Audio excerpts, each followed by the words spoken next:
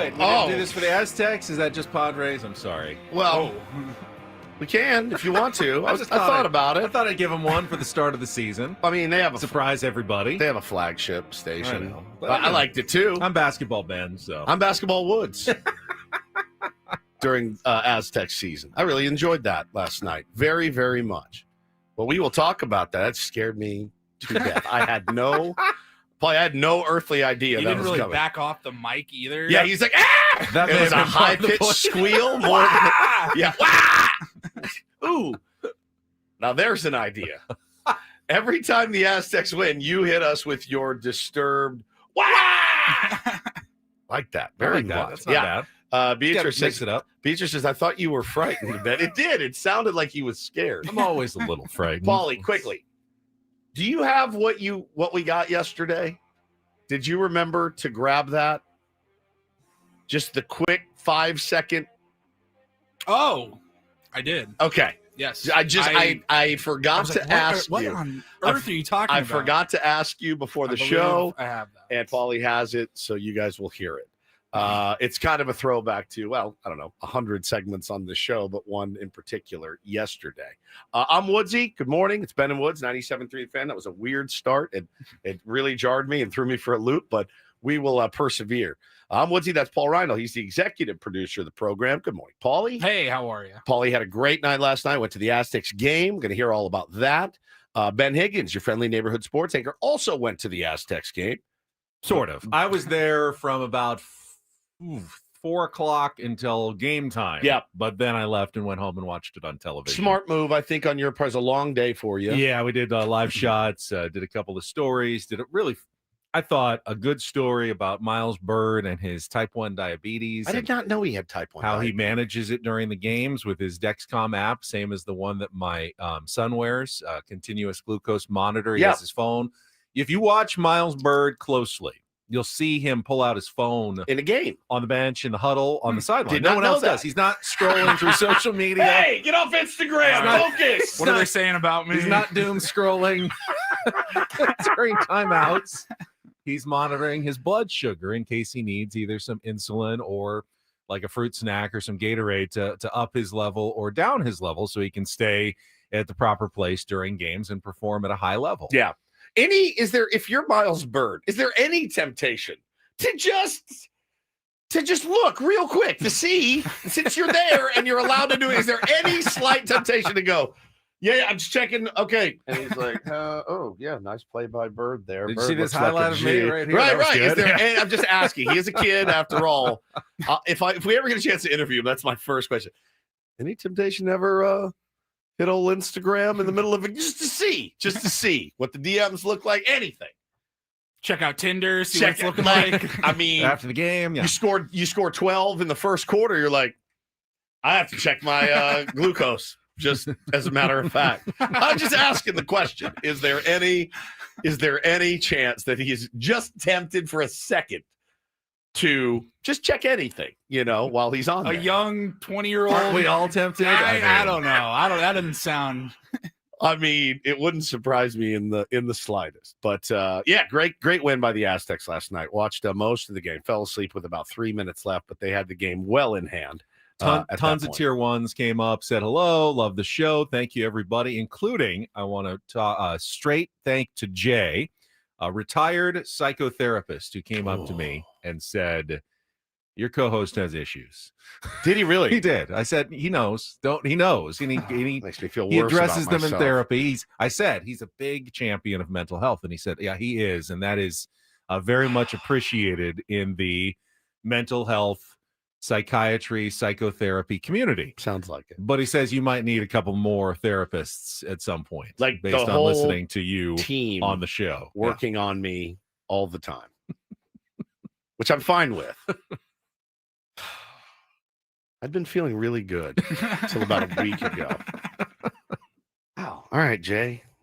It's fine. Kick a man while he's down or struggling to get up. I had I was thinking the other day, I was driving into work and I went, man, like I was accessing my brain for like, do I have anything that would be mildly interesting today?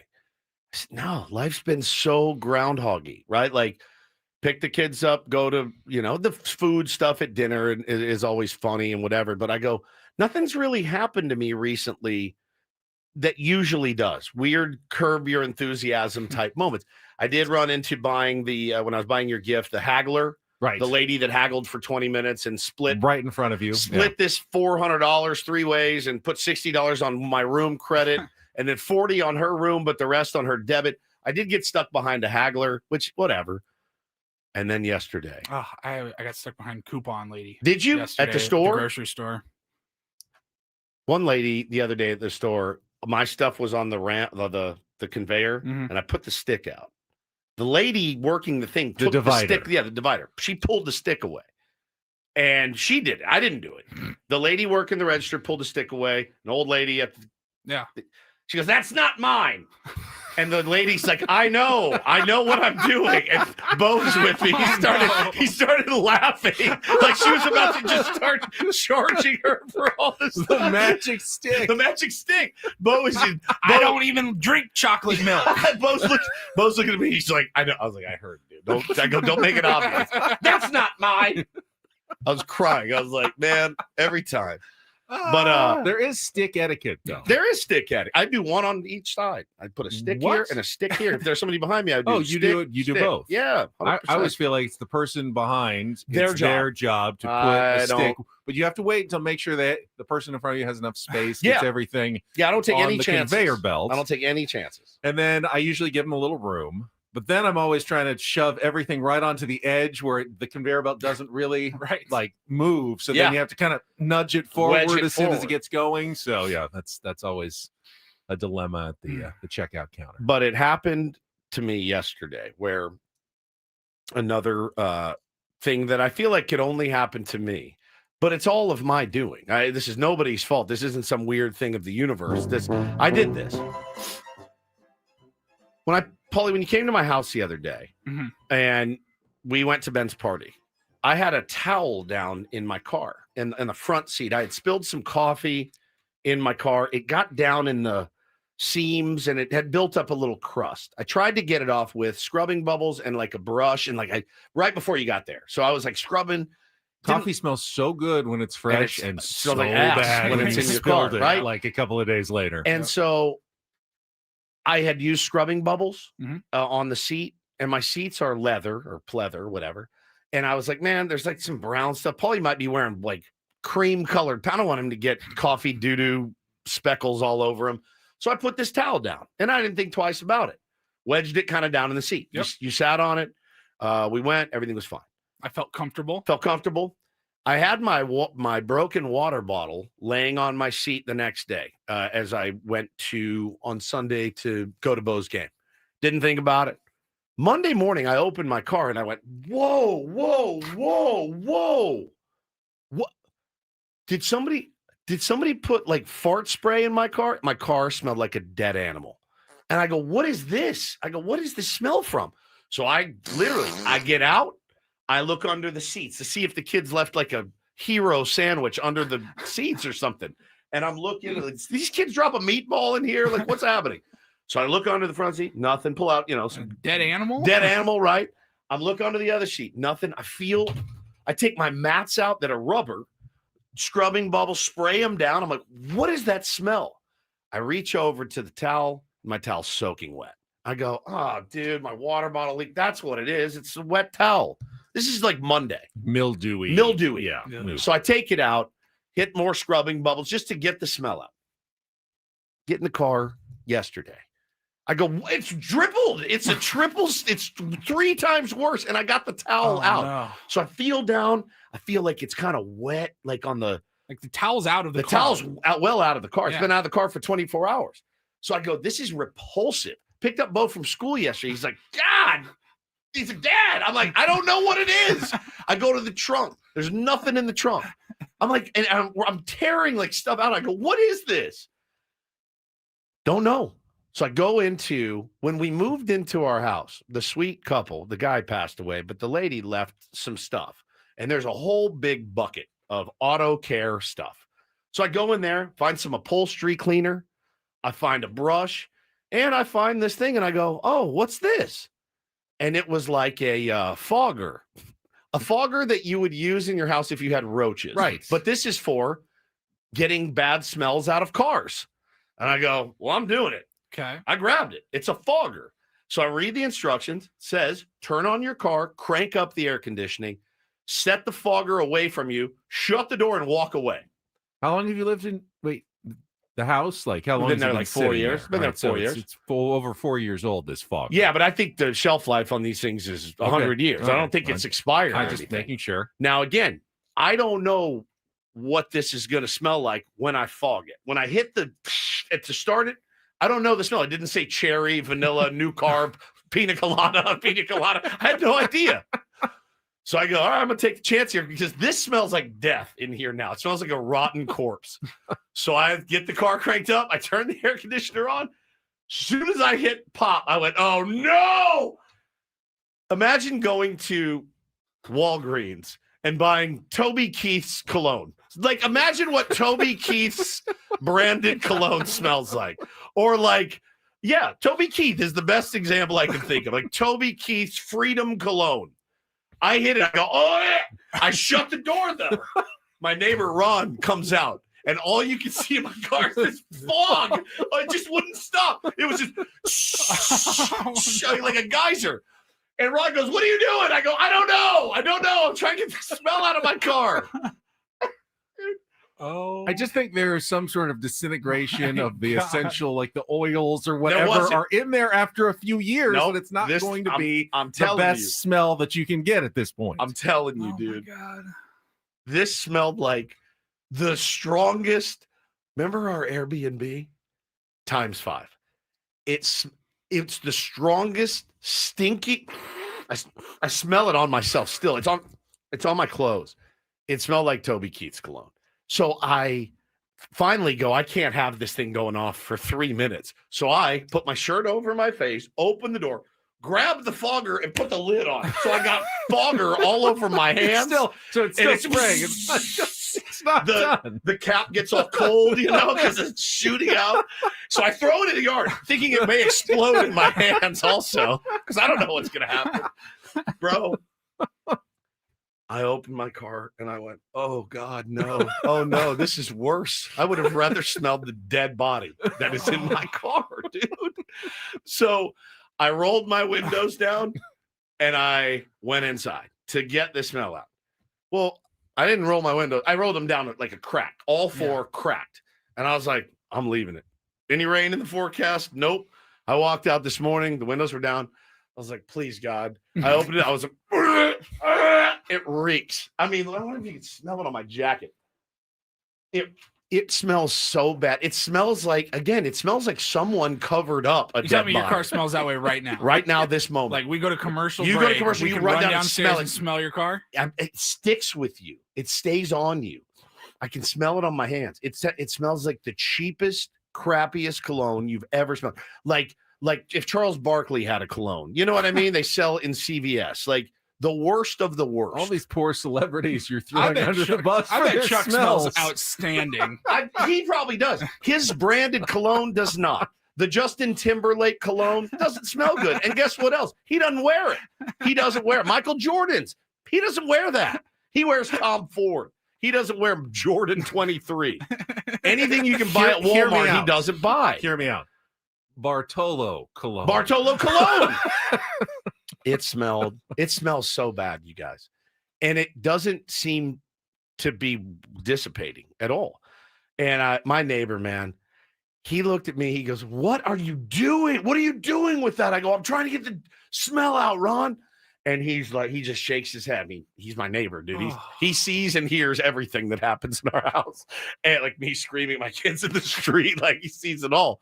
And I go, man, what do I do? I'm going to leave my keys in it from now on and hope someone steals it and drives it away. What about taking it for like a professional car interior detail? Bro, I just feel like it's going to get worse. They're going to add stuff to it, and now it's going to multiply. There was a Seinfeld actually like this, but it was BO. The BO got stronger. Yeah, there it is. Paulie's got it up. That's the stuff right there. Yeah, Toby Keith brand. Armor All Says Fresh odor FX. eliminator, not odor enhancer. Shout out to his family. Oh yeah, shout out to his family. His cologne lives on. Shout out to his family. And it lives on in my car. Oh my God. But yeah, that was like, all right. It'd been a while since I did something completely asinine, and it's just hard. Life is hard for me to navigate sometimes, and I thought I was doing the right thing. Let's be honest, though. A fogger for your car is a bit extreme. It is a bit like if you're fogging your car, you're like, what happened in here? But this was, I'll oftentimes. Now, if your car had termites. Yeah, termites fine, and but, if roaches crawling around in it, a fogger would be great, man. But I'm telling you, it was terrible. It's just. And yeah, Michelle just says you have to sell your car. Nobody's buying this. Hey, was this Toby Keith's car? That's crazy. Like, no one's buying this thing. Kim with a Y is one of those do-it-yourselfers. She says, try cheap vodka with water, put it in a spray bottle, spray the seat. We Drink use this it, to drink your troubles deodorize away. Our competition dance dresses. Works great and cheap. Vodka? Popov vodka and And water and in a spray bottle, and that eliminates odors, apparently. Padre Bud said, you should have called the wolf. That's what I was thinking. I can't believe this is the same car. Hey, let's not go blanking each other's blanks just yet. Winston Wolf comes over to get the smell and the smell out of my car. Just an idiot, dude. Just an idiot. All the nice grandma blankets. Yeah, the all over blankets. Yeah. the seat. Quilts. I can't believe this is the same car. I'm 20 minutes away. I'll be there in 10. It sucks, man. And now, like, I don't look forward to getting in my car at all. This morning when I walked out, I was like, surely a good solid 12 hours of it with the windows down. The fresh air will blow in.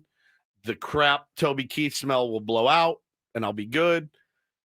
Wasn't the case. I drove here with the window down. Like it's so overpowering. We stayed in an Airbnb. I don't know if it was spring training or if it was fantasy camp. I I'm think it not was spring sure. training. I can't remember. You But guys, yeah, it was aggressive. beyond aggressive. It wasn't bad, but it was too aggressive. It was so strong. I Yeah. remember walking around pulling the little things out of the That's right. I remember this. the It was wall. like cleaning product. It was- If yeah. I was like in a waiting room at an office somewhere and sat there for like But it 5 was minutes, too I'd strong. go, all right, fine, it's a little heavy. But when you have to live in it, Yeah. it was much too aggressively. You like walked through the Scented. door and like lost your breath. Yeah. Yeah, it like punched you in the face Yeah. every day. So we were cracking windows and taking these things out of the wall. Never really got better. I feel like it kind of grew in strength when we unplugged it. I think it got a little stronger. But man, I'm telling you, it was. So It was- what's it was- the next move? We try an air freshener. Like I said, I'm going to leave my keys in the car and hope somebody steals it. That's my only How option. far are they going to get? And they go, you know what? Not worth not it. worth it. Take it back. If there was a pier, I would drive it down it and jump into the water and let it go in. And I would say somebody stole my car. I would try insurance fraud. Is what Yeah, I'm telling you. yeah, It's yeah. that bad at this point. But Good thing to admit. yeah, I know. But I'm at my wit's end here. I don't know what to do. Wait till you smell it after the show. Make sure you come in and smell it. It's disgusting, man. It really, really. Yeah, Lambo just nailed it. It's funny. The one time Woodsy DIYs something, he F's it all up. That's why I usually leave things to the professionals. I should have gone down to the car wash on Birmingham, given them their $120 and been like, take care of this thing, please. And I would have been much happier. Much happier. Or even just bought a new fogger. Or just bought a new car. Either one. The fogger being a few years old is not an issue. I promise you, if you went down to Pep Boys today and got the same one, it's going to smell the same. It's going to be as pungent. It's as bad. It's 4 cars. It's 4 cars. It's for automobiles. Yeah, maybe semi trucks, but it says 4 cars. It's to cover up smoke smell, and I don't smoke anymore. I thought, hey, if it can cover up smoke, But it if can your cover car's up not a. drivable. That just seems. Oh, it's drivable. It's just really, really uncomfortable. man. Goose says a skunk once peed in my grandma's car. She used every chemical under the sun to take it out. Didn't work. It eventually got the car totaled. So it didn't skunk the car. It urinated in the car. There's a difference. The skunk spray is not. That's a whole different chemical, right? How would one know if a skunk peed or skunked your car? Sprayed your car. Right. This leads. Never mind. It's not a discussion we can have on the radio. It's just not. It's just not a discussion we can have on the radio. It's just not. There's no way to tap dance around that one. Okay? There's just not. Do you catch my drift? Just off topic, speaking of skunks, 3 a.m, my dog just starts barking like crazy. And I feel like, okay, is someone breaking into the house? No, of course. There's a skunk in the backyard. At your house today? Yeah, this morning. Oh my 3 o'clock. She is losing her mind seeing it out in the backyard. Would you send the skunk to my house to skunk my car so that it won't smell like Toby Keith's? It's so bad, you guys. I almost want us to run down. Do we have a spot here? We have one coming up momentarily. I yes. do. Okay. But after that, that, do you think we can get down and make it back in time for the next segment? I'll make sure of it. Okay. All right. All right. Why don't we smell it? All right. Why don't we get ready then? I wish I could transmit it over the radio so bad. Like, hey, tier ones, ready? This is what it smells like. Because you guys smell-o-vision, but on the radio. Smell-o-vision, right? Exactly. Oh, it's rough. All right, let's take our first time out. We'll come back. We'll set the menu. Obviously, we'll get into some Padres talk with the Darvish news that dropped yesterday. Still, no manager yet for your San Diego Padres. What a timeline. Did finally work out the whole, setup on the side of Imperial and Trevor Hoffman Way yesterday. So we got your details on that. If you were listening yesterday, set the menu, get you started here. Middle of the week. It's a Wednesday. We'll talk Aztecs as well. All coming up. Ben Woods and Paul. Woodsy's life is Larry David on San Diego's number one sports station, 97.3, The Fan. Yeah, well, listen, the one thing I did smartly was let EcoWater come in and put the system in our home. And I was nervous. They came, they said, we got to run these pipes through here. We got to do this. And I go, oh, God, my wife's going to kill me. She's going to absolutely kill me if I get this wrong. These guys were pros, and it looks phenomenal. It tastes phenomenal. It's been such an easy unit to have in the home. I mean, like I just turn on my faucets, every faucet in my house, and I have delicious EcoWater coming out of them. It's done wonders for our plumbing, our pipes, all of that. But mostly, man, the hair, the skin, and the taste. I drink so much water every day now, and it's simply because we have the best water available known to man. EcoWater's been doing this since 1925. When they patented the first self-regenerating water softener, and nearly a century later, still leading the way. Get the EcoWater system in your home. You will not be disappointed at all. Try the Soft Life and alkaline water now, just $9.95 a month, 760-350-3338, or visit EcoWaterSoCal.com. Let them know Woodsy sent you. Not everything in life should be hard, especially your water, keeping it soft since 1925.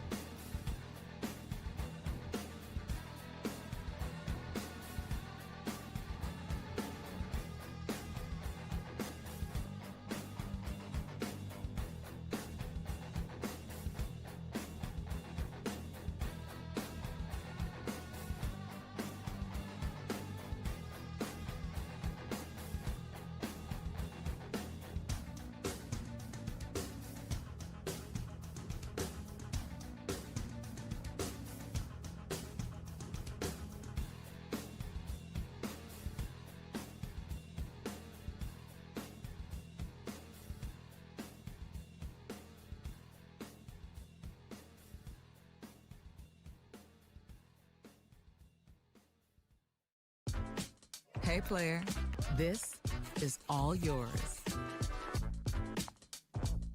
This room with this view. This speakeasy with this cocktail. Hey, could you make that too? The spa with this. Ah. And this pool on this roof. This is all for you. The all-new Hamul Casino Resort, now open.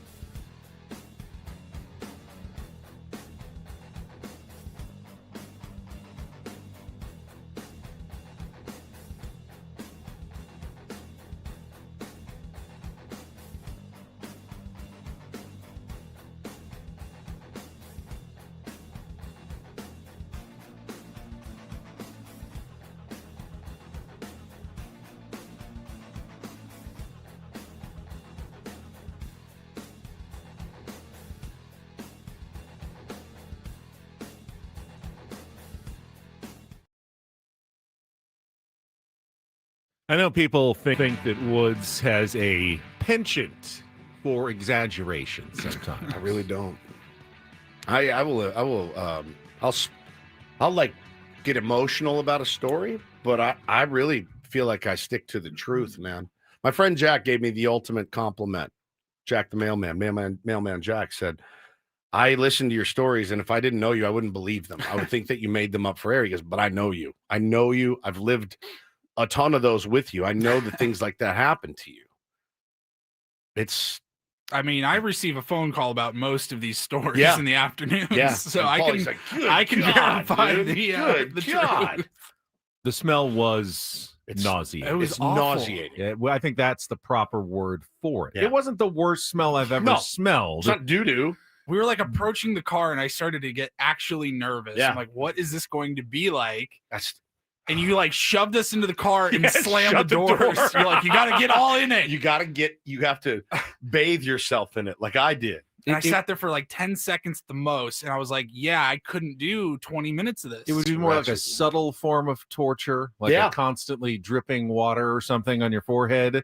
Nothing like immediately knocks you over and goes, "Oh, I Yeah, can't." it wasn't even that bad Yeah. at first. No. Like when the door's open and No. you're sitting No, in, it's you're like, "Oh, that's not that testing it out. You're bad." like, okay, that's not that bad. And then you you close the door. sat for just a few seconds. Just a few and seconds. You start going, no, literally started I getting need to sick. get out of here. I need Yeah. to get out of here. This is not right. There's something not right about this. My number one, what's the worst smell? Like, I don't even think poop is as bad. When you're a parent, you're just you're covered in poop. Your whole life is poop. It's everywhere. It's like it's constant. Every day you come in contact with poop. And you're like, I'm just used to the poop smell now because I got these little boys and they need their butt cleaned and all that. No big deal. Vomit. When they vomit, that's the one that gets me. Like, that's the worst smell. Cat pee is pretty bad. Cat poop is pretty bad. Yeah. Those are up there. That to me is that down in my car is second to vomit. Yeah. And I think I could even be convinced that vomit may even smell a little bit better than that. It's tough. I told you guys, man, that is no BS. It is as strong as you could imagine, and it feels like it's getting and I don't stronger. think you got rid of whatever the underlying No. smell was. So either, it's 'cause mildew that's and also Toby in Keith. there. That's what it is. Ugh. No offense to Toby Keith, by the way. I was in Walgreens. That's probably what he recently. smells like. Well, again, he Now- probably doesn't smell. Oh, Ben. God. Well, He doesn't. His branded cologne smells really cheap, is my guess, because they sell it at Walgreens. Britney Spears perfume, that you buy at Walgreens or CVS. it's not even behind the No, thing it's not where you behind the need a glass. key No. to slide it open. Mm-mm. You can just grab it right off the shelf. Yeah, I think. What's your number one worst smell? Vomit is probably got to it be up there. for me. Yeah. I mean, decomposing. Anything. Yeah, anything is awful. Do you have a lot of experience? Not a I'm ton. actually terrified. right now. Yeah, Where's that psychoanalyst? I think you're the one he needs to talk I've seen to. too many documentaries. I have too. Bodies stacked in his We've garage. had like an animal die in the walls at a house that we lived in. Pretty creepy. Yeah, and you can start smelling it coming through the drywall, and that's bad. That's a good one. An old restaurant grease trap. 1,000%. If you ever had to clean out an old grease trap Oh, at a restaurant, at a bar, Oh, the The floor mats. mats at a bar. the mats at a bar under your feet, when you pour all the liquor out and then you have to Oh, go in the God. alley and spray it down. Boy, if you ever worked at a bar, you know what that's about. I was a bar back, which may be the worst job of all time. Yes, Just full of smells and sticky stuff. I was a bar back at a restaurant. I wish I would have been washing dishes instead. You don't know what chafe is like until you've bar backed. You just don't know what it's like. Yeah. The whole night you're just like, I'm dead. Carrying huge things of ice and margarita mix and Kegs. stuff. Kegs. Yeah. You just don't know what chafe is like until you bar back the 8-hour shift, man. But anyway, I'm glad you guys got to come down and smell it because it's so bad. Oh, All right, let's quickly set the menu for what we've got coming up on the show today. We'll start in Padres land with the Darvish news. Darvish, according to the team, underwent UCL repair surgery. What does it mean for his future? I saw the reaction on social media as well, and I've got to say, shame on some of you out there. Indeed. Absolute shame on some of you out there. We'll talk about San Diego State's season opening win, dominating performance. All the hype seems to be real for the Aztecs this year based on, yes, one game against a Big West team, but very impressive, especially last, 3 quarters of the game. All Aztecs last night. Paulie was there. I was there before the game. We talked a little college basketball. 7:20, we've got Don't Do This, our new king, at least for the day. Mad Dog is going to make an appearance in Do This. Going to make some people mad with this one. And then we've got our regular features like Take on Woods and the Rival Report, plus another Biggest Fan announcement at 9 o'clock. We are 2 for 2 on our Biggest Fan qualifying for the night in the Odyssey Suite and 20 tickets to a future Padres game. Watch the game with the entire fan staff. Listen at 9 a.m. For today's name and a chance to call in within 10 minutes to qualify for our grand prize drawing. Okay, shall we check traffic? Yep. And then we'll jump right in with the Darvish news yesterday and the unfortunate reaction from some Padres fans out there. Coming up next on 97.3 The Fan. From the 855 Get Ross Traffic Center, protecting San Diego after accidents or injury, here's Kelly Danick. Traffic is brought to you by the California Office of Traffic Safety and Caltrans. Well, fortunately, no incidents, no accidents, no surprises on our freeways. That last part meaning, of course, you're going to start seeing some of that usual slowing in the usual spots. I see you westbound 52, you and all your company heading out of Santee. Yeah, but at least no incidents or accidents getting in your way at this time. Now here's a message from those cute kids from Caltrans. Listen up. My mom, my dad, works for Caltrans. On the freeway. Right next to speeding cars. Please be careful. Flashing lights mean move over. Brought to you by the kids of Caltrans. So it is official. The Padres will not have Yu Darvish at all for the 2026 season, but not because he's retiring, because he underwent elbow surgery, as he posted himself on social media, translated from Japanese. Last Wednesday, I underwent elbow surgery performed by Dr. Meister. I will not be able to pitch in games during the 2026 season. I will work hard on my rehabilitation to be able to throw a ball comfortably again. And it was the flexor tendon and internal brace. So that's kind of the new version of the Tommy John. It's not the full replacement of the ligament, but you attach a brace to the original one to help it heal. It can be a slightly quicker recovery, but it's still the better part of a year before you can get back on the mound and pitching again. So no Yu Darvish for the Padres in 2026. And most of you out there did the right thing and wished you nothing but a speedy and healthy recovery. Others, though, felt as though Yu Darvish has done something wrong in this situation. And I'm here to tell you, you're just 100% wrong on this one. There is nothing that Yu Darvish has done wrong. If you want to complain about Mike Schilt deciding to start him in Game 3 of the wild card series against the Cubs, when the Padres knew he was not healthy. I mean, this was talked about during the last season and probably anticipated that there was a high likelihood he would need off-season surgery. So this was not something that he was hiding from the team. He talked to trainers. They knew he was not doing well. He talked about it himself going into the playoffs. Like, hey, changed his arm angle to try to get through the season. Yeah, man. He's going to give everything he's got during the playoffs. And, we'll see where he, ends up at the end of the postseason. Thought he had it. Didn't obviously have it in that playoff game, and that ended up being his last appearance, maybe ever for the Padres. We'll see what happens.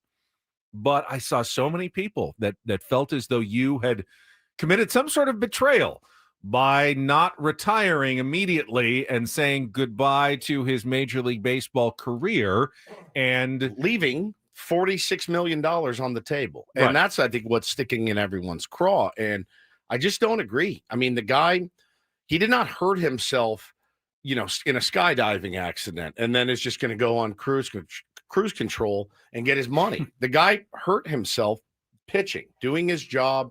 And again, you can put AJ Preller on blast for giving him that deal, but putting him on blast and saying that he needs to, quote, do the honorable thing, which is such a joke. Honorable. Walking away from that money, which, again, that's his money that the team committed to him. I thought that was a little bit ridiculous. Guys get hurt. Guys get hurt working on their craft. And that's what he did, man. And it bummed me out, too. It really was a terrible way to think. That's what a contract is for. They gave it to him. He signed it. It sucks. There's no question. It sucks. But, and I've seen this, too. Well, he actually said he was, contemplating retirement. No. This is what he said. I was going to say, I feel like that was just all of us talking about He said this. Each year, I just focus to play baseball. If I feel like I can't play baseball anymore, then I'm done playing. He added, Darvish added this regarding the sway that his family life may have on whether or not he will decide to call it a career. I have a lot of kids, so I have to see what we're doing now, where we are at, and balance with baseball. Age may be a major motivator for Darvish to retire. This is not his comment. This is what an article said.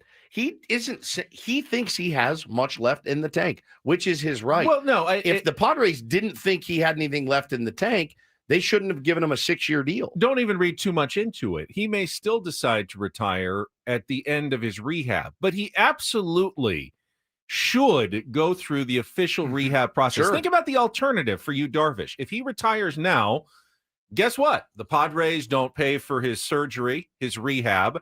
He's got a team of trainers that are going to help him, and he wants to get his arm back. Now, at the end of this process, he can decide, you know what, my arm feels really darn good. I might be able to pitch effectively for 2 more years, and he can continue his career. Or at the end of the process, he may decide, you know what, I think I'm still kind of done, and I'd like to spend time with my family, and I will retire and not collect my paychecks for the last 2 years. But for this year, he will be working extremely hard. Rehab, you talk to pitchers like Joe Musgrove, there is nothing harder that a pitcher does than a year of rehab to get his arm back in shape. You is going to be working incredibly hard this year. Now, you won't, as a fan, reap any of the benefits from it whatsoever. because he's not going to help the Padres win any games on the mound. But he's going to be working hard in service of the San Diego Padres in trying to get his arm back. At that point, at the end of 2026, when his rehab is done, he can decide whether he wants to go to Lake Elsinore and El Paso and start, doing rehab games and see if he can get back to the big leagues. If he does, great. If he doesn't, he can still walk away from the game. But no one can or should walk away with a completely busted arm without taking advantage of everything that being a Major League Baseball player has to offer in terms of the team of doctors, trainers, medical staff that's going to help him get back to where he can, be normal the rest of his life. As he said, throw the ball comfortably and again.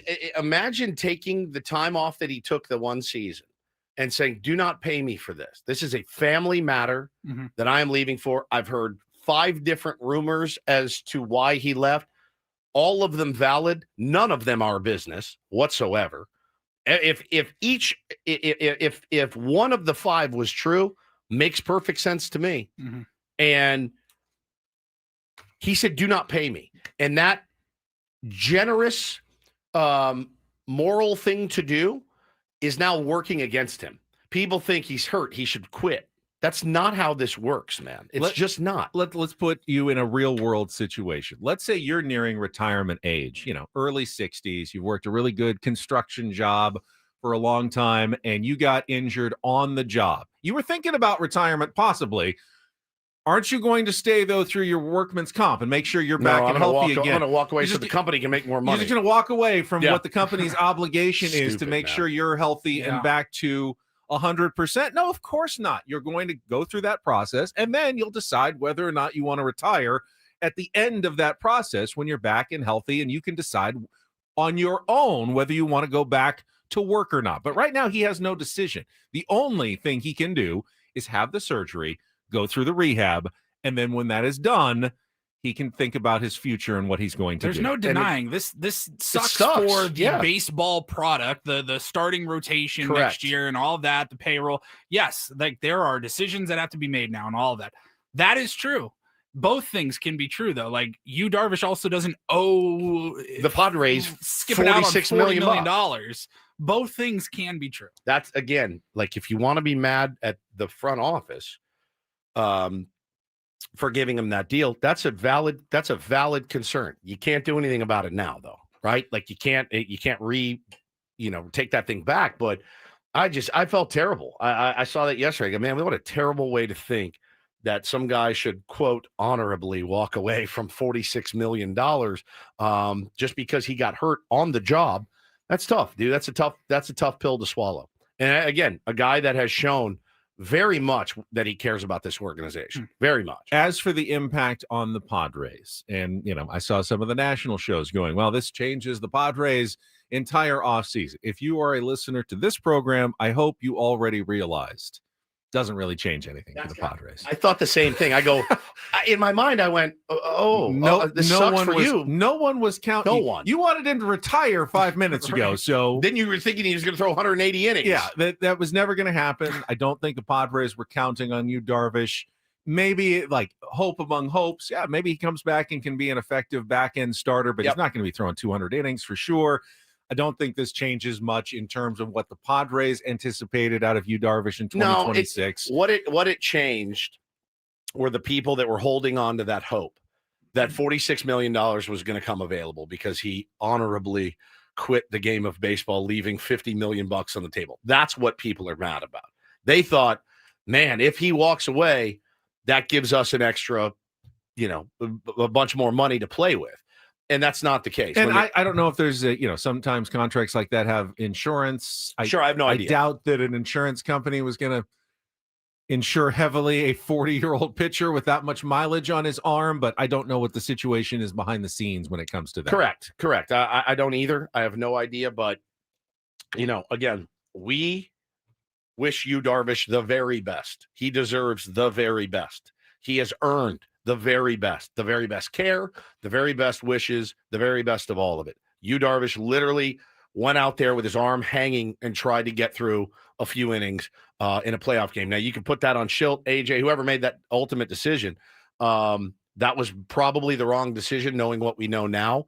But again, if he thought he could go, he's earned that right. And he certainly earned the right for our respect and certainly earned the right to take this time to get healthy, again, to want to come back and pitch for us. Postal Blue makes a good point. He said AJ Preller, and this was in his end of season news conference when Mike Schilt stepped down, didn't really even mention you when talking about next year. He was already kind of aware that he was facing a 2026 season without Yu Darvish going to be available at that point. Now more time for you to recruit players. Right. I think a lot of Japanese guys getting posted here. That man has done so much. Instead of recruiting, I think he should just relax. Just get your arm right. Some R&R. Get your head right. Some rehab. Yeah, just take it easy. Take it easy. I see a suggestion. Yu Darvish, Padres' next manager. Could do worse. He could do worse than Yu Darvish, but I don't think that's the case. He's going to, as I said, Janine, I was being sarcastic. I did a whole rap yesterday on why Yu Darvish is actually the worst recruiter in the history of recruiters. Maybe the worst of all time. Again, Yu's going to be working very hard this year. You won't see it, but he will be putting in a lot of time and effort that is not fun in the least bit to earn that money. And it won't appear in the stat sheet for the San Diego Padres. Well, you did see with like Joe Musgrove last year, he was still very much a part of that team, a part of that pitching staff, a leader in the clubhouse. And I would expect nothing different with Yu Darvish. Joe was making all the road trips that he could. Yep. I would expect to see you as well. Best dress is all this nice talk of Darvish, then you drag him in the mud. I'm not dragging him in the mud. Every guy he's gone to recruit has gone to other teams. That's a fact. Shohei, Yama, Seiya Suzuki, Shota Imanaga, they all were like, we really appreciate you, Roki Sasaki. We all appreciate Yu Darvish's guidance, but we're going to go sign with the Cubs and the Dodgers. That's just a matter of fact, man. I love Yu Darvish. Love him. Deserves the very best and deserves all the well wishes that he can get and deserves the very best treatment to get his arm back right. And he, again, if he does come back, will he be 41 or 40? He'll be 40, turning 41 in the 2020, early in the 2027 season, I believe. 100%. See Padre Bot to just go get Imanaga to replace him. I've heard that suggested a couple of times. We talked about it briefly on the show yesterday. I was listening to MLB Radio this morning, and Steve Phillips brought it up. Said, I think Imanaga, he feels like a Padre to me. I don't know what that really means. Like, what do you look at a guy and he just feels like a Padre to you? I'm not sure, but he will be one of the names out there that are available that the Padres will have to explore because they do need pitching. And we'll talk in our Padres smorgasbord coming up later in the show, I think in our next hour, about the pitching possibilities. Again, what the starting rotation now looks like officially, minus Yu Darvish. It looks like Nick Pivetta and Joe Musgrove, doesn't it? If you can count on Joe Musgrove coming back either. Paulie saw him last night at the game. Looked good, Paulie? Yeah, we weren't talking pitching. No, I know. It's hard to tell, how strong. How's the slider shape? From how's your IVB? From 2 rows behind him, he looked great. Looks like good? Probably opening day starter, if I had to guess. All right. Hanging with Timmy Hill, by the way. That was much more interesting. That's so good. I love that. They love each other. Yeah, I'm pretty sure Timmy lives here in the offseason. Is he free agent or is he still? He's still a Yankee, if I'm not mistaken. Yeah. So just out there getting it, watching the Aztecs, always supporting the local teams. Let's see.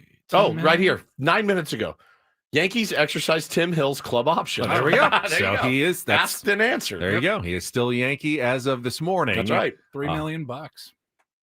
Yeah, there you go. Pre-celebrated last night at the Aztecs game with Joe Musgrove. Probably knew it was coming. He's a solid member of their bullpen. 100%. Yeah, he 100%.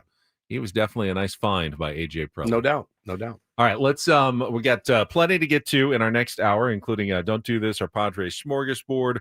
Got Take on Woods coming up in our 8 o'clock hour as well. Anything else anyone wants to discuss when it comes to you, Darvish, here in the last I think we said minute and a half or so I think we said our piece of our first hour? I think we said our piece. Saw I think a lot so of gross stuff yesterday. I saw some gnarly stuff yesterday, man. It really did. I was embarrassed. I was too. I didn't want to call anyone out by name, but I got it in my mentions on social media. Yeah, it was rough, dude. And I felt embarrassed by some of the reactions. Yeah, for sure. And again, we can talk about contracts and what players owe the team and all that. Like, somebody asked me, how do you feel about Anthony Rendon? I go, Anthony Rendon hasn't done anything wrong. They gave him this ridiculous deal. He signed it. And I don't know how motivated he is to get back, and that's on him. But he signed the contract. A lot of you guys have never worked under a contract before, and it shows. It shows. All right, we will come back. Hour number 2. We'll start with some thoughts on last night's win by San Diego State over Long Beach State at Viejas Arena. Coming up on San Diego's #1 sports station, 97.3 The Fan.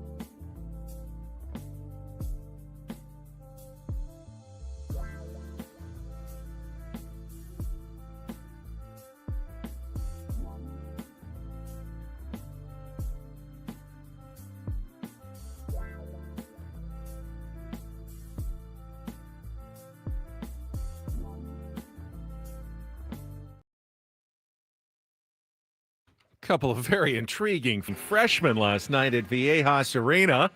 First this hour on 97.3 The Fan is brought to you by Staples. Have an easy holiday only at Staples. Save on custom cards and custom wrapping paper. Great gifts plus shipping supplies and services to get your packages there safely. Don't miss out on the latest laptops, up to 45% off. Staples, that was easy. It looked easy for the San Diego State Aztecs after the first, 10 minutes or so. They kind of did the old, it's going to be another 7-4 basketball game at Viejas Arena. No one makes anything. Yeah, defense looks good, but they can't score anything. It's the exact. I had forgotten. Right? It's weird how I'm able to compartmentalize like last year because there's new players and everything else. College basketball is that way. You know, you have some guys returning, but you have new guys, and you're integrating the new guys. I remembered, Ben, after 5 minutes ago. Oh, yeah, these guys never score in like the first 10 minutes of the game. I go, this was every game last season. We would come in and we'd go, man, if they could just get off to a hot start, and they weren't falling. When you're at the game, everybody stands until they score a bucket and you're doing the clap. Wait. Which, by the way, and like I've had friends that go to every game. They're like, bro, we had to wait for like 4 minutes. That is, and I think I saw Mark Ziegler write about it as well. That makes no sense. Why would you put pressure on your own team? Keep clapping until the other team scores. Like, that's one way to look at it. Continue to clap until the other team makes you sit down and hey, we've held them down for 3-4 minutes, and people get more into it.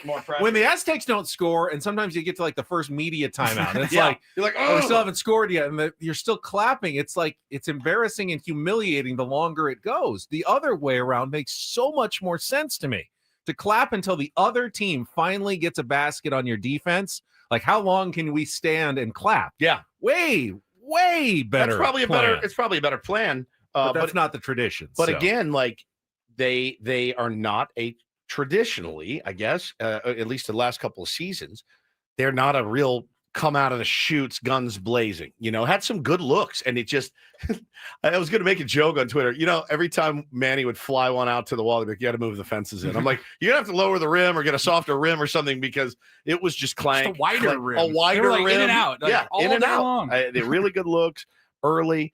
And then, it was a little bit tighter than it probably should have been after 5-7 minutes. Yeah, and then San Diego State pulled away. Now, remember, before the game, we knew that Magoon Guath wasn't playing. He is expected to be cleared tomorrow for full contact in practice. He's running all the individual stuff. He said on the broadcast November 18th. He's could be back in the lineup. When he was back in the lineup. He was doing pregame warm-ups. He was dunking the ball. He was out there. He was in uniform in a brace. But, he did not play. And then he was last year's Mountain West Defensive Player of the Year and Freshman of the Year. So you're missing one huge player. And then literally, surprisingly, huge, literally. Huge. He's literally huge. Unexpected, Reese Dixon Waters didn't play due to a corneal abrasion. They did not offer details. It sounds, Paul, you play enough hoops to know guy swats for the ball and scratches your eye, and you end up with a scratch and out for a few days. He was listed as day-to-day. So 2 of your expected starters are not even in the lineup. I feel like I would wear goggles all the time if I played Kareem. Yeah, I would.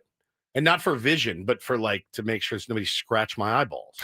And that's I think that's exactly what happened to him. And nobody was expecting that. So you're already your best scorer out of the game last night. Kind of a late scratch, yeah? Yes. Well, I don't know when they knew, but we didn't know until an hour or so before the game that he was going to start. So this ended up being your starting lineup. You had Miles Byrd coming back, obviously, after testing the waters in the NBA draft. And then the rest of the lineup was Taj DeGorville, Miles Heide, and then newcomers Sean Newman Jr. and Jeremiah Oden ended up being your first starting 5. But you also had some significant contributions from the bench, and that's where the freshmen came in, LZ Harrington and Tay Simmons. LZ Harrington, we've talked about his story. He had his dad, was the doctor who said, be good enough to go to Duke, but smart enough to go to Harvard. And he got into Harvard and was going to Harvard, but then his dad got sick, brain cancer. Awful, and he didn't want to go across country. So then he decided to commit to USC instead. His dad passed away, and he thought, I don't think USC is the right place for me. And Dutch had a place for him at San Diego State. Is that the order of events? I believe so. I watched a pregame sit down with him. I believe it was Allison Edmonds sat down with him and asked him about his relationship with his dad. his dad didn't know he was going to SDSU before he passed away. I feel like he may have known. He may have known. I think he said he mentioned something about his dad really being at peace with his decision, and I went, "Oh man, that's it." And the way that I'll tell you, man, like the way that he sat there and carried himself after losing his dad, that's a young man. That's a young man. He sat there, dude, and he had his head held high, Benny, and he was like. He didn't like get choked up. He just talked about like their relationship. It was so special. It's really cool. Allison did a great job with that.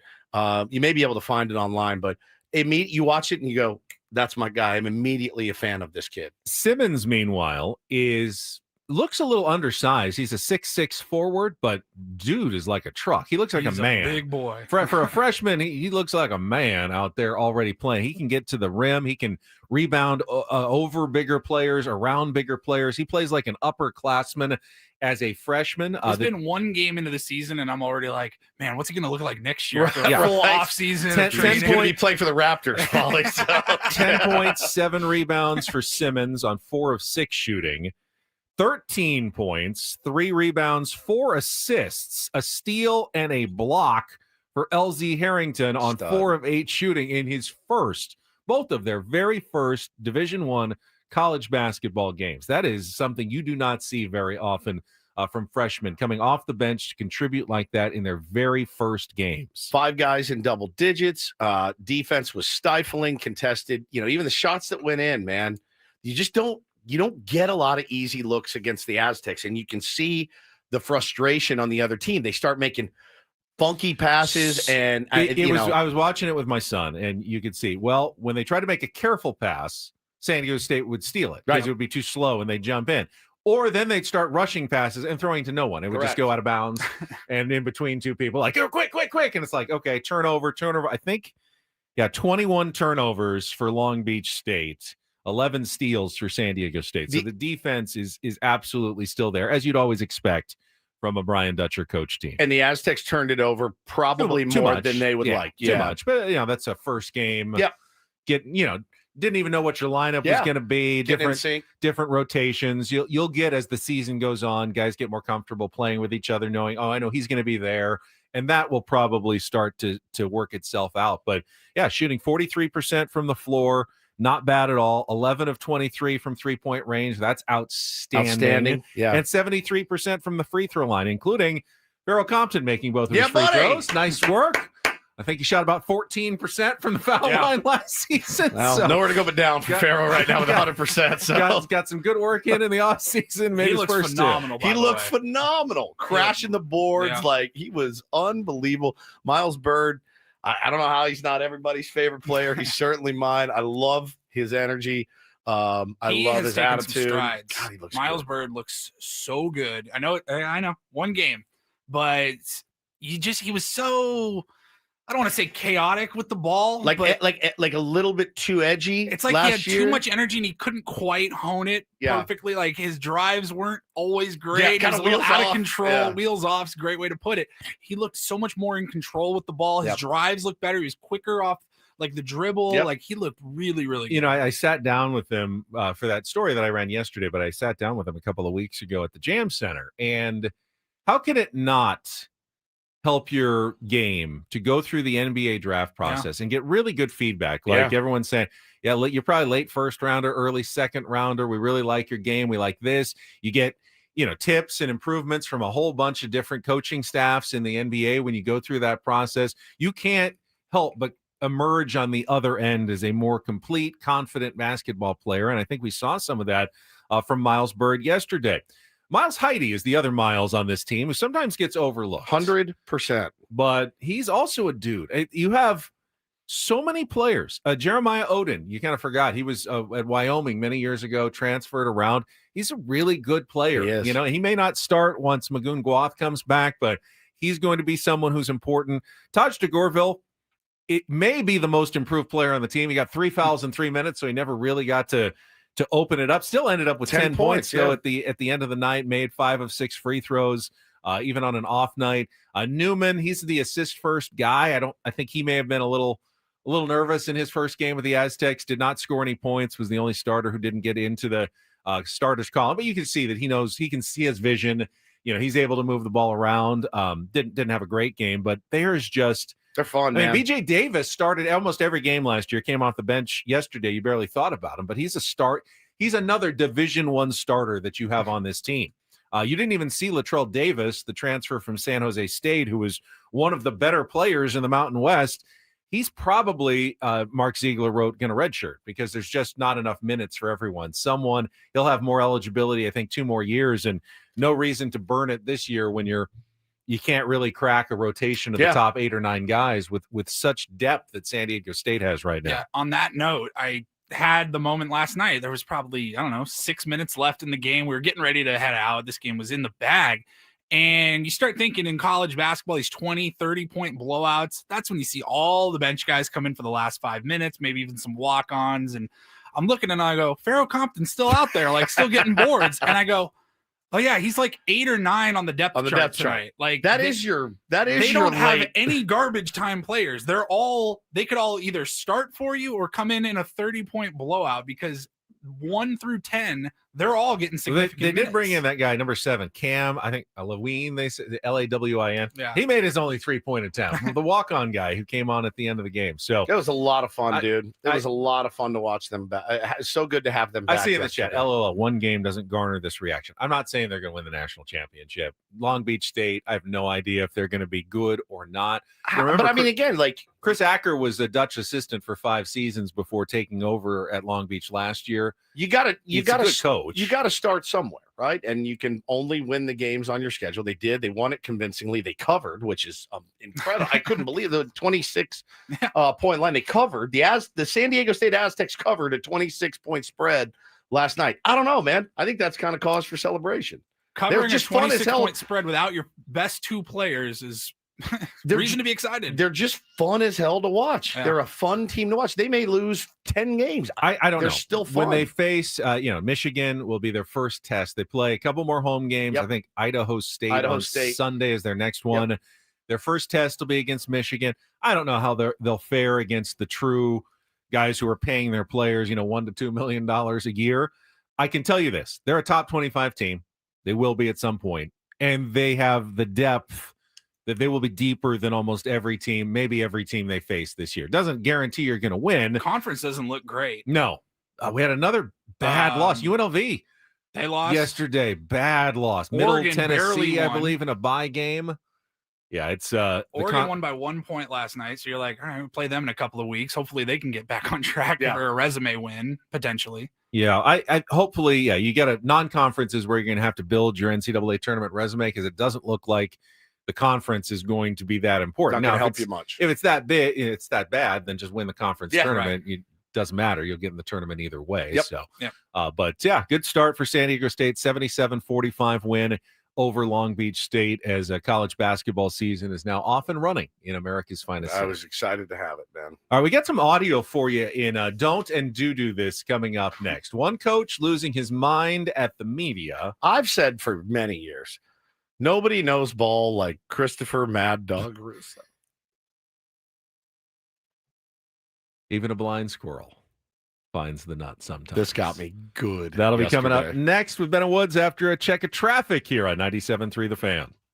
Gambling problem? Call 1-800-GAMBLER. GEGE 0000466. For a full list of games and rules, play at 7 Mile Casino. Visit 7milecasino.com. 7 Mile Casino is our place to play cards. You have other options in San Diego. Not gonna lie about it.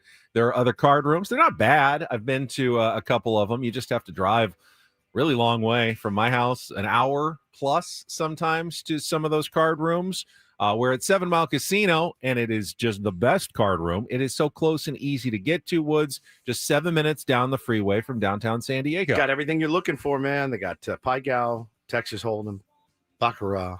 They've got California-style blackjack. My very favorite game. Have a great time when you go to 7 Mile Casino. I know you will. Make sure you tweet us a picture of your big stack of chips that are sitting in front of you. That always makes us so happy. Have a great time. They got great food. They got everything you're looking for. Don't take our word for it. You're going to have to figure it out for yourself. Go in there and check it out. You'll be happy you did. Yep. It's one of the 24/7 options we've got here. Not just the casino, but of course the restaurant at Sammy's. You got the 24/7 players menu, which is fantastic. Not a lot of places that you can go at 3 in the morning and get a great meal, but you can do it at 7 Mile Casino. Check it out today, just 7 minutes from downtown.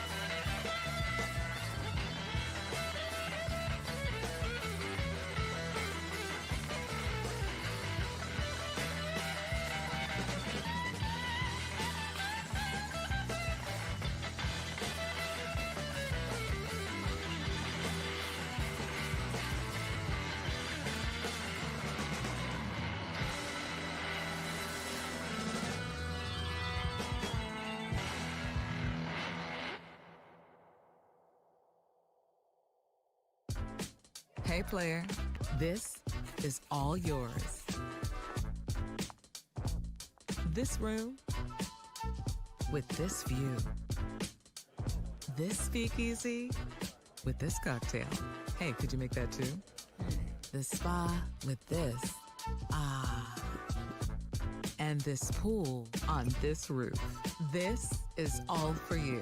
The all-new Hamul Casino Resort, now open.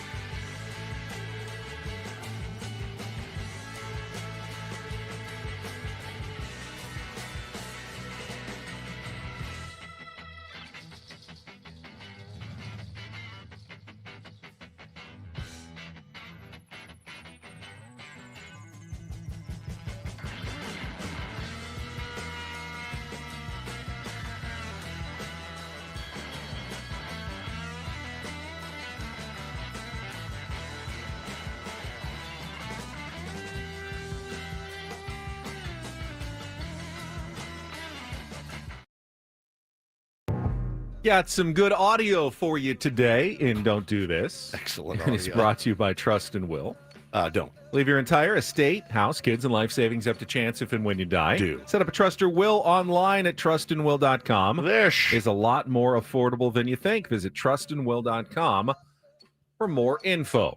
All right, this one, I get it. I've been in the media a long time. I've seen it.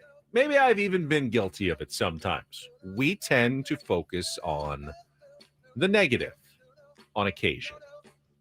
I don't think everyone's quite as positive as the three of us.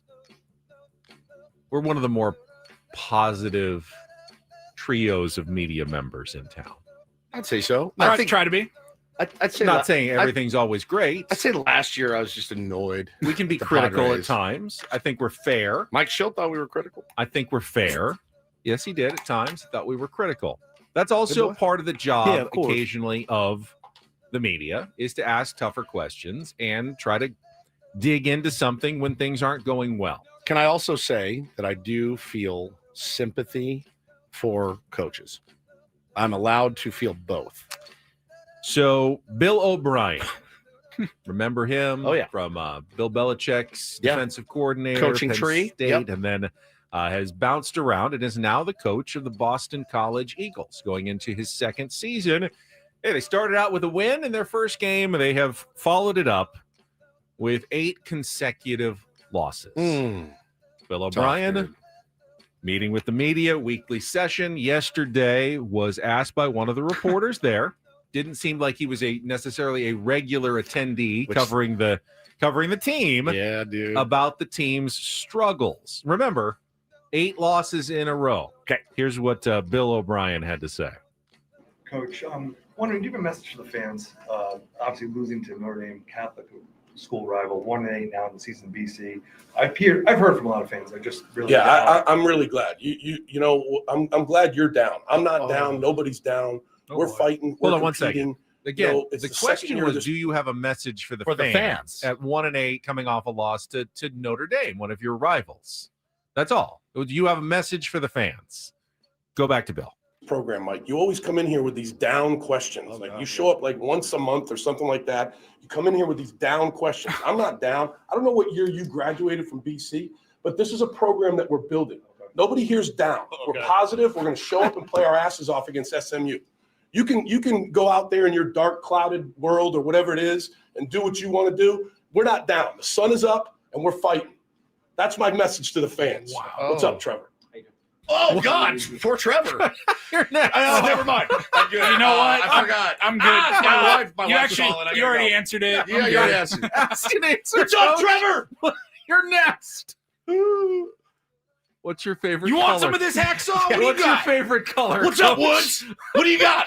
Oh, do you like sandwiches out there?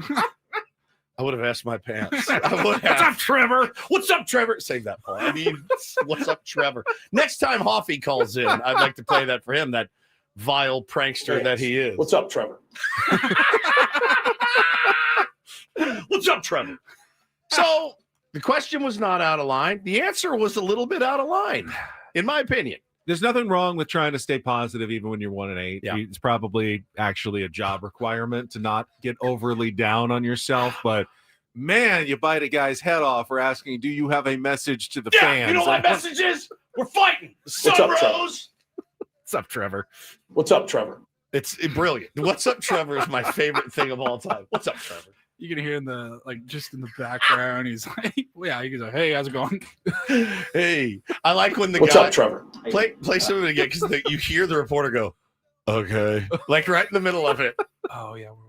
You come in here with these down questions. I'm not down. I don't know what year you graduated from BC, but this is a program that we're building. Nobody here. Okay. This is a program that we're building. It's like Bo or Taylor getting dressed down by me. Okay. But this is a program that we're building. Okay. Dude, I can listen to that all day. I can't imagine. What's up, Trevor? I can't imagine that feeling of having to go to the podium. You've lost 8 in a row. And you're like in your office, they're like, all right, coach, it's time. You're like, oh my God. And look, you've lost 8 in a row. It's not going well. You know it's not going well. You're probably hanging on for dear life in your work and your personal life, all of it, because it affects all of it. A high-profile Division I college football head coach, man, who's pros and success and all that. It's got to be tough. I absolutely feel sympathy for him. I know we always come in here and say, man, it's just so easy. It's so easy for these coaches. Schilt, when he used to snap at us, I'd be like, man, you just handled that the wrong way. But I also don't know what that's like. I have no idea. There is a commonality, though. Every coach who's ever worked under Bill Belichick just seems like they're just a sour person. Especially with the media. Was Vrabel? Did he work under him? No, he played for him. He's pretty cool. Yeah. What's up, Trevor? All right, this is a do this. Both, actually. It's a don't do this for the person being targeted. But I like and the a do this for the rant that you love. DD mega doo-doo. Sent this to you guys yesterday. Saw this pop up. I mean, leave it to Mad Dog to describe how we all felt. When you're a national broadcaster and you're the voice of the sport on a big stage, when you did 1 million playoff games, and then in one of the crippling losses that a franchise is going to have in the history of the sport, that's as bad a loss as you're ever going to have. And I got Joe, basically the body's not even cold yet.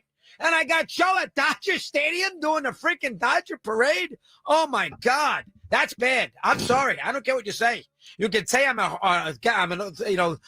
screaming and yelling about nothing. That would piss me off if I'm a Blue Jay fan.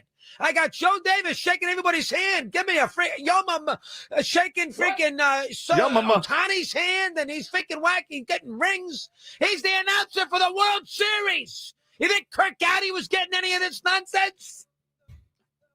Brilliant. You think Garagiola was doing the parade in '82 with the Cardinals? Oh, my God. And he's got the trophy right there. God, if you're a Blue Jay fan, you're vomiting right now. That is bad. I don't care what you say. That is, you could say I'm being hard. That's ridiculous, Chris. What's the big deal? He does the games. Nonsense. He's the voice of the World Series. He's supposed to be right down the middle. Obviously, he's putting his ass off for the Dodgers in the World Series. And everybody who I spoke to hated the idea. They said he was shooting for the Dodgers throughout the World Series. And his call at the end was ridiculous. You got to be a champion and knock whatever he said about knocking a defending champion out. And then he's waxing poetic about Kershaw at the end of the game that nobody in America cared about. I can barely understand that. Oh, my amazing. God. That's bad. And that's wrong. And that's not the way you do it. I don't care. Call me anything you want. Call me an old man on a hill screaming, get off my lawn, say anything you want. That's bogus. The Dodgers should have done him a favor. Joe, you know what? You're the voice of the team. We just won a classic. Why don't you lay low here? We'll get somebody else to do this. Why don't you lay low? We'll get David Vassay does the pre. Why don't you lay low? This is not the time for you. You're the voice of baseball in postseason play. You can't be doing our parade waxing poetic about us at the Blue Jays' expense. Wrong. Couldn't agree more. Top of the hour. Couple of things. First of all, appreciate that Mad Dog is one of the national guys who actually talks baseball and knows baseball. And guess what? I agree with him 100%. As do I. Secondly, how can you possibly listen to that for hours a day? All right. Let me do you one better. What's his bank account look like next to ours? That was the third part. Millions and he will make more in 4 months than the three of us will make combined in our entire careers. That's tough. It's tough. Sounding like that. They screaming and just nonsense. Yama. He couldn't say Yamamoto, and he was like, "I'm not going to try." Yama. It's not a hard name to say. It's really easy. Yamamoto. I thought nonsense was a 2-syllable word, not like 6. Nonsense. Nonsense. Really drags it out, doesn't it? I think he was spot on in his assessment. Couldn't agree more. Somebody said, man, he is soothing. He is. That's a soothing voice. If you've been up doing crystal meth for 3 days, that's the exact voice that you want to hear. It's so nuts. I mean, look, a lot of people thought, I like that it's not just us, Dodger hater. I enjoyed having him on the show when we were at the winter meetings that year, and he came by the table. That was great. That was hysterical. That was really good. Joggers, like fresh off of a run, sweaty Mad Dog. That was great. I thought that was a brilliant rant. And that is Don't and Do This for a Wednesday. That was Don't Do This with Ben and Woods on 97.3 The Fan. When we come back, we'll take a deeper look at the Padres pitching situation in our Padres smorgasbord, plus the ceremony that did eventually take place despite Woods' best efforts to derail it. Coming up next on 97.3 The Fan. Oh, man, every time you hear the news about, one of your favorite players going down, I wish to myself, I wish it was just joint pain, because I would send my beloved Darvish and anybody else over to QC Kinetics, because I realize they play the games at a much higher level than I do or that you do listening, but it works. I mean, it works. If you woke up this morning and you're in tremendous amount of pain in your knees, your hips, your shoulder, like Ben's dad, his hip, he went to QC Kinetics, got the 8-week program, and said, I feel better after the first one. I'm really looking forward to the next one. Man, it works. My wrists were in such dire need of attention. Did not know what was in store for me. Did not want to do surgery as the father of 2 young kids. I just didn't want. I didn't want to do that. And luckily for me, I found QC Kinetics just at the right time. So no surgery, no pain pills, no long recovery, just your body remembering how to feel alive again, get you back doing all the things that you love to do, swinging the golf club, hiking the trail, whatever it is. QC Kinetics helps people rediscover their freedom every single day. This Veterans Day, QC Kinetics giving back to our heroes. If you're a veteran, you'll get $500 off your treatment. And for every non-veteran who starts care, QC Kinetics will donate $500 to the Wounded Warrior Project. Great time to book your free consultation with Dr. Jackson and his staff. Call QC Kinetics today, 619-614-PAIN.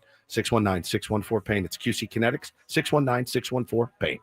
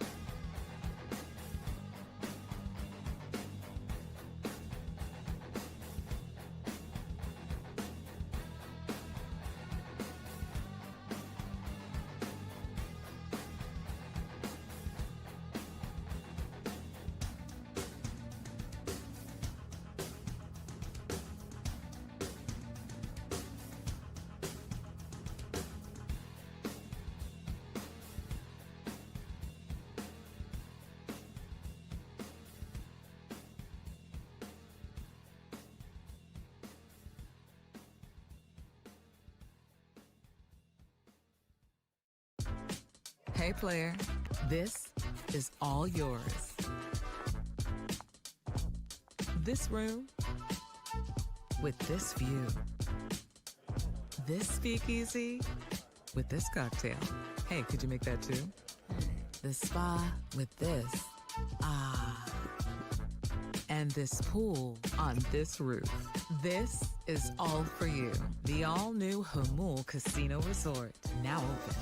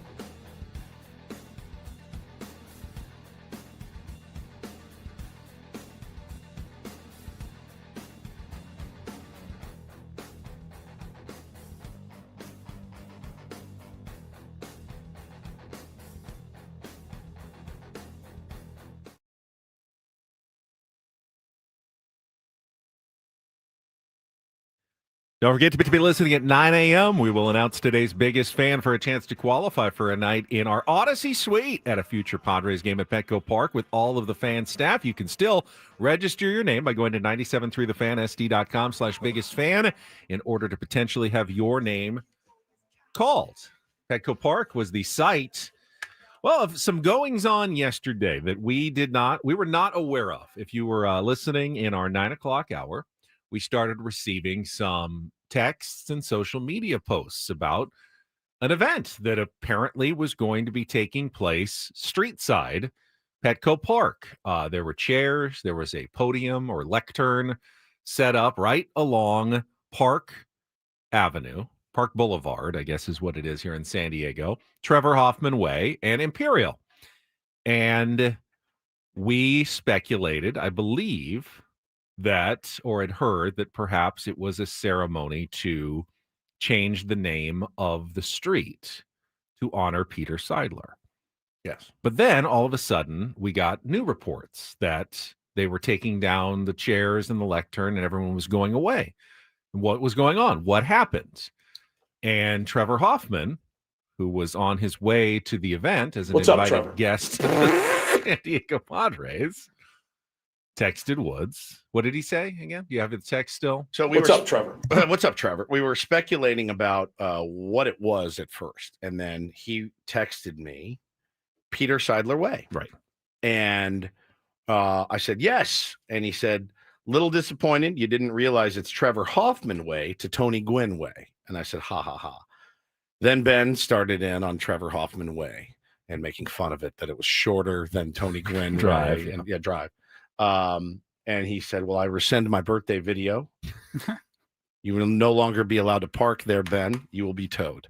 And I said, we are laughing. So then I got another DM from a listener that was down there. He said, hey, man, they're taking all the chairs away. Something happened. And I went, what? So I texted Trevor back. I said, did they bang it? Like, did they cancel the ceremony? He goes, yep. We let the secret out on the air. They got pissed and banged it. And I went, Woods, what? Panicked. He flipped. You guys did too. You mostly, though. Me mostly. I could see you sweating. I mean, over Ben there. almost instantly goes, are you sure he's not messing with you? And I said, you better be effing with me. And they waited and waited and waited. And he said, of course I am. Bit of a logistical deal will happen later today. I said, all right, well, I almost threw up. And so, yeah, they ended up doing it later on in the afternoon. Got the sign up. And yeah, obviously, like, I was surprised that there was no, like, Sammy wasn't down there. We didn't cover it. But, you know, at this point, they got the street name up. John Seidler spoke. Eric Krupner spoke. Who else? I think was Mayor Gloria there. Yeah, Todd Gloria was there. So they did the dedication, and obviously notably absent was Sheila Seidler. And, you know, I saw a lot of people speculating about this. I don't know why she wasn't there. I would imagine it's because they're still, the two sides are still apart. And so she did release a statement, and I believe John did read it. She did post something on Instagram thanking, the Padres and for doing that to honor Peter's name. But, it's not how I would have drawn it up in my head, certainly.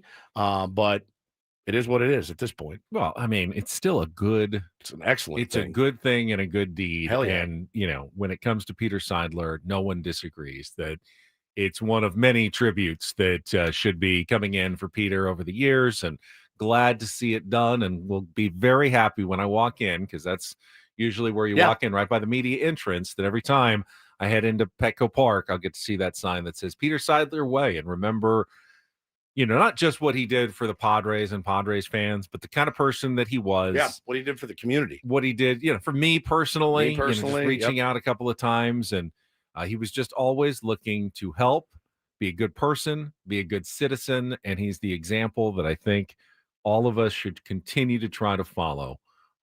Follow Peter Seidler's way. I think there's a reason why they call it Peter Seidler Way as opposed to not Peter Seidler Road Boulevard. Or Street. Peter Seidler Way is a way that, is an example for all of us. Would you like a road, a boulevard, a street, a lane, an avenue? What would you like? Ben Higgins. Ben Higgins Boulevard has a nice... It does. alliterative aspect to it. Paul Reindl Way sounds good to me. Paul Reindl Place. Paul Reindl Place sounds Paul incredible. Reindl Place would be great. Stephen Woods Way. Stephen Woods Street. Yeah, Stephen Woods Road. That feels Stephen more Woods like Road. me. Yeah, it feels a little more road hard and put away wet. Stephen Woods Road. Ben Higgins Court. Ben Higgins Not Court. Bad. I like it's a little fancier. Woodsy Way is better. I like that. Street Documents wants a circle. Teej Circle. I like that.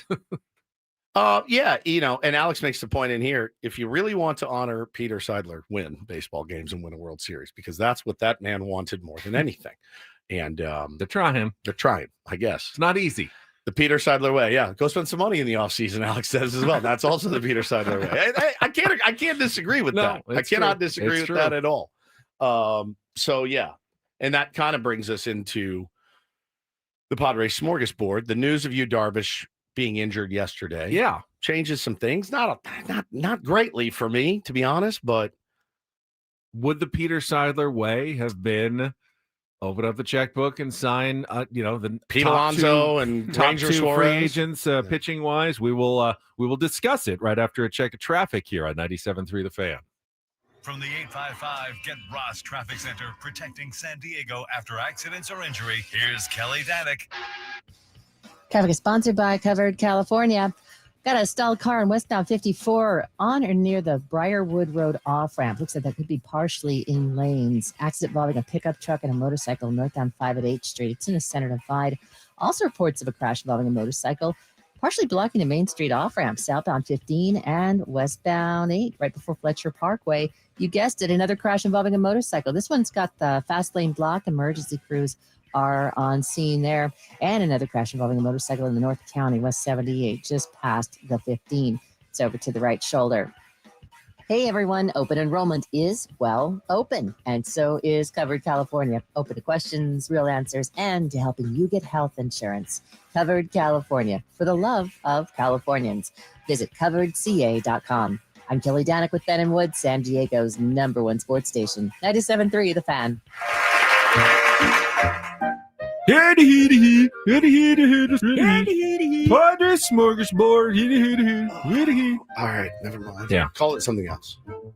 Pitching, again, the topic of conversation in the Padres smorgasbord, and we can now dissuade ourselves of any pie in the sky, imaginary notions that Darvish is going to come back and still have another season as, a number 2 type starter for the San Diego Padres next season.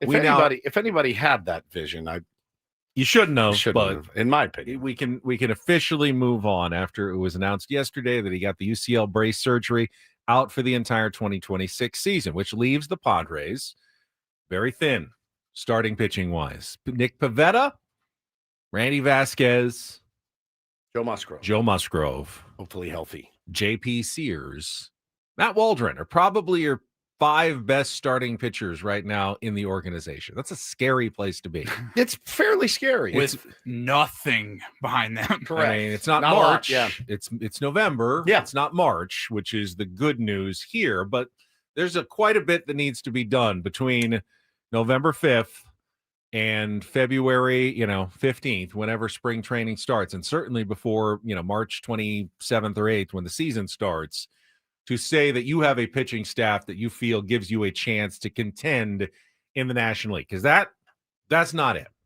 Now, there might be some good pieces in there that are part of a very good pitching staff, but that pitching staff is not it right now. Do it again. Pivetta? Nick Pivetta, Joe Musgrove, Randy Vasquez, J.P. Sears, Matt Waldron. Am I missing anyone? They traded away Stephen Kolek. They traded away Ryan Bergert. Omar Cruz. Who are we? Am I missing anybody? Not Please really. chime No, in. not really. I'm thinking. Burrito. If he's Coming back off from injury. injury, Coming off I don't injury. even know. No, please tell me if I'm missing someone. I would love to be missing someone. He said at this Randy. point. I did. Best dressed. Yeah, he did. Randy Vasquez, he had as our 3. Kyle Hart was, they did not pick up the option on his contract. So he said Randy, everyone. Randy Vasquez. He said it 3 times. I said Randy. Yeah. That's it right now. Now, there are, relievers that could be converted to become starters. You can go all the way up to Mason Miller. You could go down to someone like, I don't know, Ron Marinaccio. Have no idea if any of those guys will be effective starting pitchers. But at this point, the cupboard very empty for starting pitching. Cole says, did Ben say Randy? Yes. So Randy Jones is probably number 6 at this point. Fair enough as far as depth goes. You look at the starting pitchers on the free agent market right now, and like Chris Bassett just picked up an option, Ben, that literally I'm not Chris Bassett, I'm sorry. Shane Bieber picked up his option, accepted his option from the Blue Jays. He's going to be 18, 16. Yeah, like something 16. that. He's going to yeah. be making a lot less money than he could have. He wants to run it back in Toronto. I thought that was, a surprise to a lot of people yesterday. Shota Imanaga is a free agent now that is out there that maybe nobody expected to be. Remember, the more just bodies that hit the free agent market, the better here. Yeah. The smaller the supply, obviously, the higher the prices go up in free agency. So you want as big of a supply as possible, as many opt-outs and free agents. So maybe there is a chance to find some decent bargains at some point. Not everybody will get a state-of-the-art, top-of-the-market deal. I mean, I think very few will get a state-of-the-art, top-of-the-market deal, to be honest with you. But I do feel like there are some good names in there. There are some names that I think A.J. Preller would probably be in on. But I think for me, it starts and stops with Michael King. I think you have to find a way to bring him back to this rotation. I don't know how that is. I don't know how creative he's willing to be. He absolutely had every right to exercise his opt-out and become a free agent. I think regardless, they're going to extend him and cease a qualifying offer so that they can get the draft pick compensation. I don't think either of them would accept that 22. I really don't.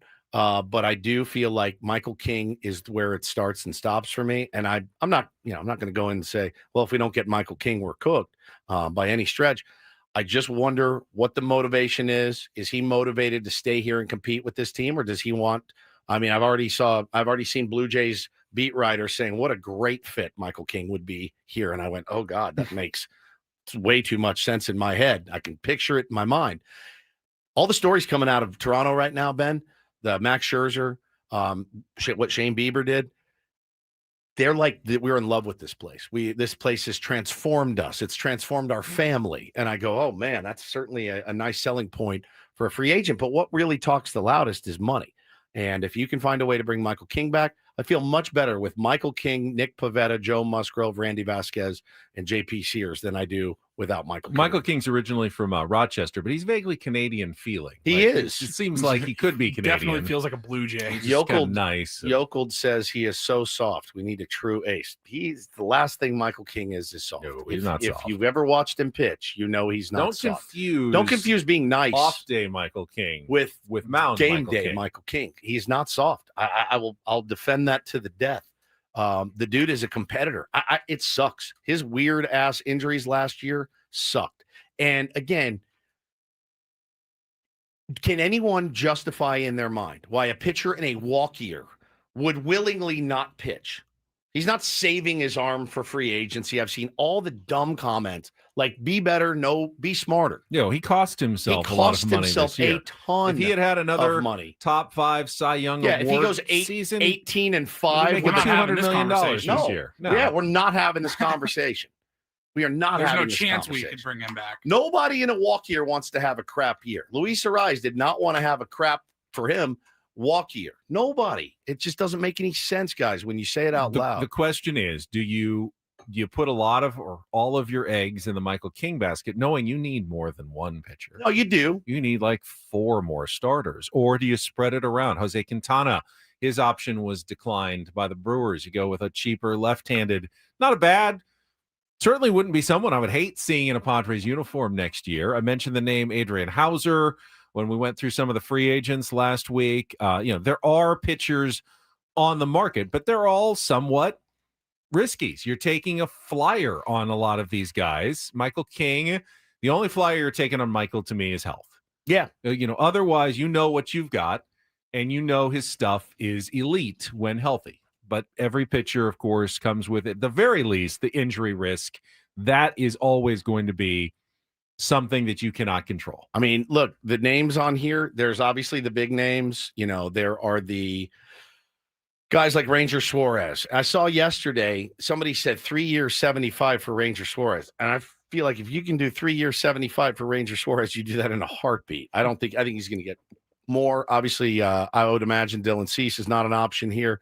But you scroll up and down. Nick Martinez is a name I saw connected to the Padres. Wouldn't mind having Nick back here. Can kind of do it all if you need him to. Shota Imanaga is another one. Don't know. There's a reason the Chicago Cubs let him go for $19 million. There's a reason. And Velo was way down.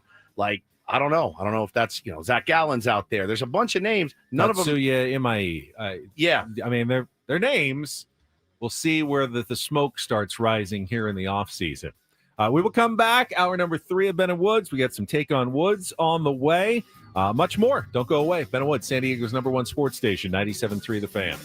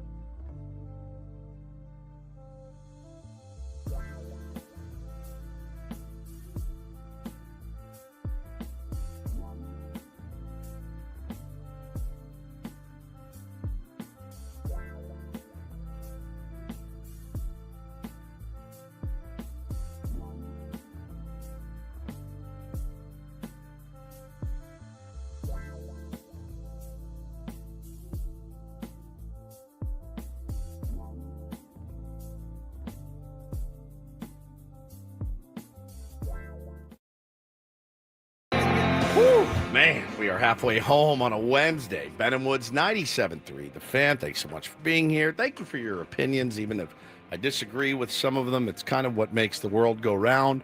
And yeah, you're open, absolutely, to share your opinions. Anytime. We're always here for you. And people a little bit on edge right now. I mean, the offseason just started, so we got a long way to go. I'll let my panic reach its zenith when it's opening day and like JP Sears is on the bump. That's when my panic will reach its zenith because everyone else has gotten hurt or we didn't get anybody. But listen, you do you. Fan how you want. If it makes you feel better to doom, that's okay. I've been there too. We talked about something yesterday in this same vein, and we were talking about the manager hire, and I've seen the comments today from people like, what the F? Like, where's this manager announcement? What the hell is going on? I'm getting more nervous about it, Paulie. I don't think you should be nervous. Though. Not nervous. It's not the word. I'm getting more anxious about it. It's weird that there's only 2 teams left yes. that don't have managers. And it's us and the Rockies. I don't think you're competing necessarily with the Rockies for candidates. Correct. Like, I don't know. I'm just not that worried about it. I won't speak for you guys, but doesn't it just feel like you want them to make the right decision? Like I do. What changes today if they announce a manager signing in the next 24 hours? Like, nothing really changes. You feel a little bit better, I think. They're not going to start signing guys tomorrow because they hired a manager today. Yeah. And they're not going to start the season without a manager. Correct.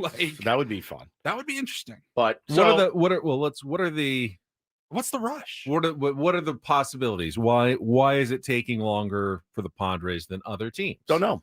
I don't know the answer either. They were talking to guys that have already signed with other teams. Here are some theories. First, I'm Woods. That's Paul. That's Ben. Hi.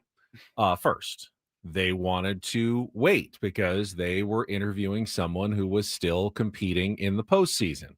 Don Mattingly, we talked about his name, was bench coach for the Toronto Blue Jays, has been a manager before. You don't have a lot of candidates that we've heard of with managerial experience.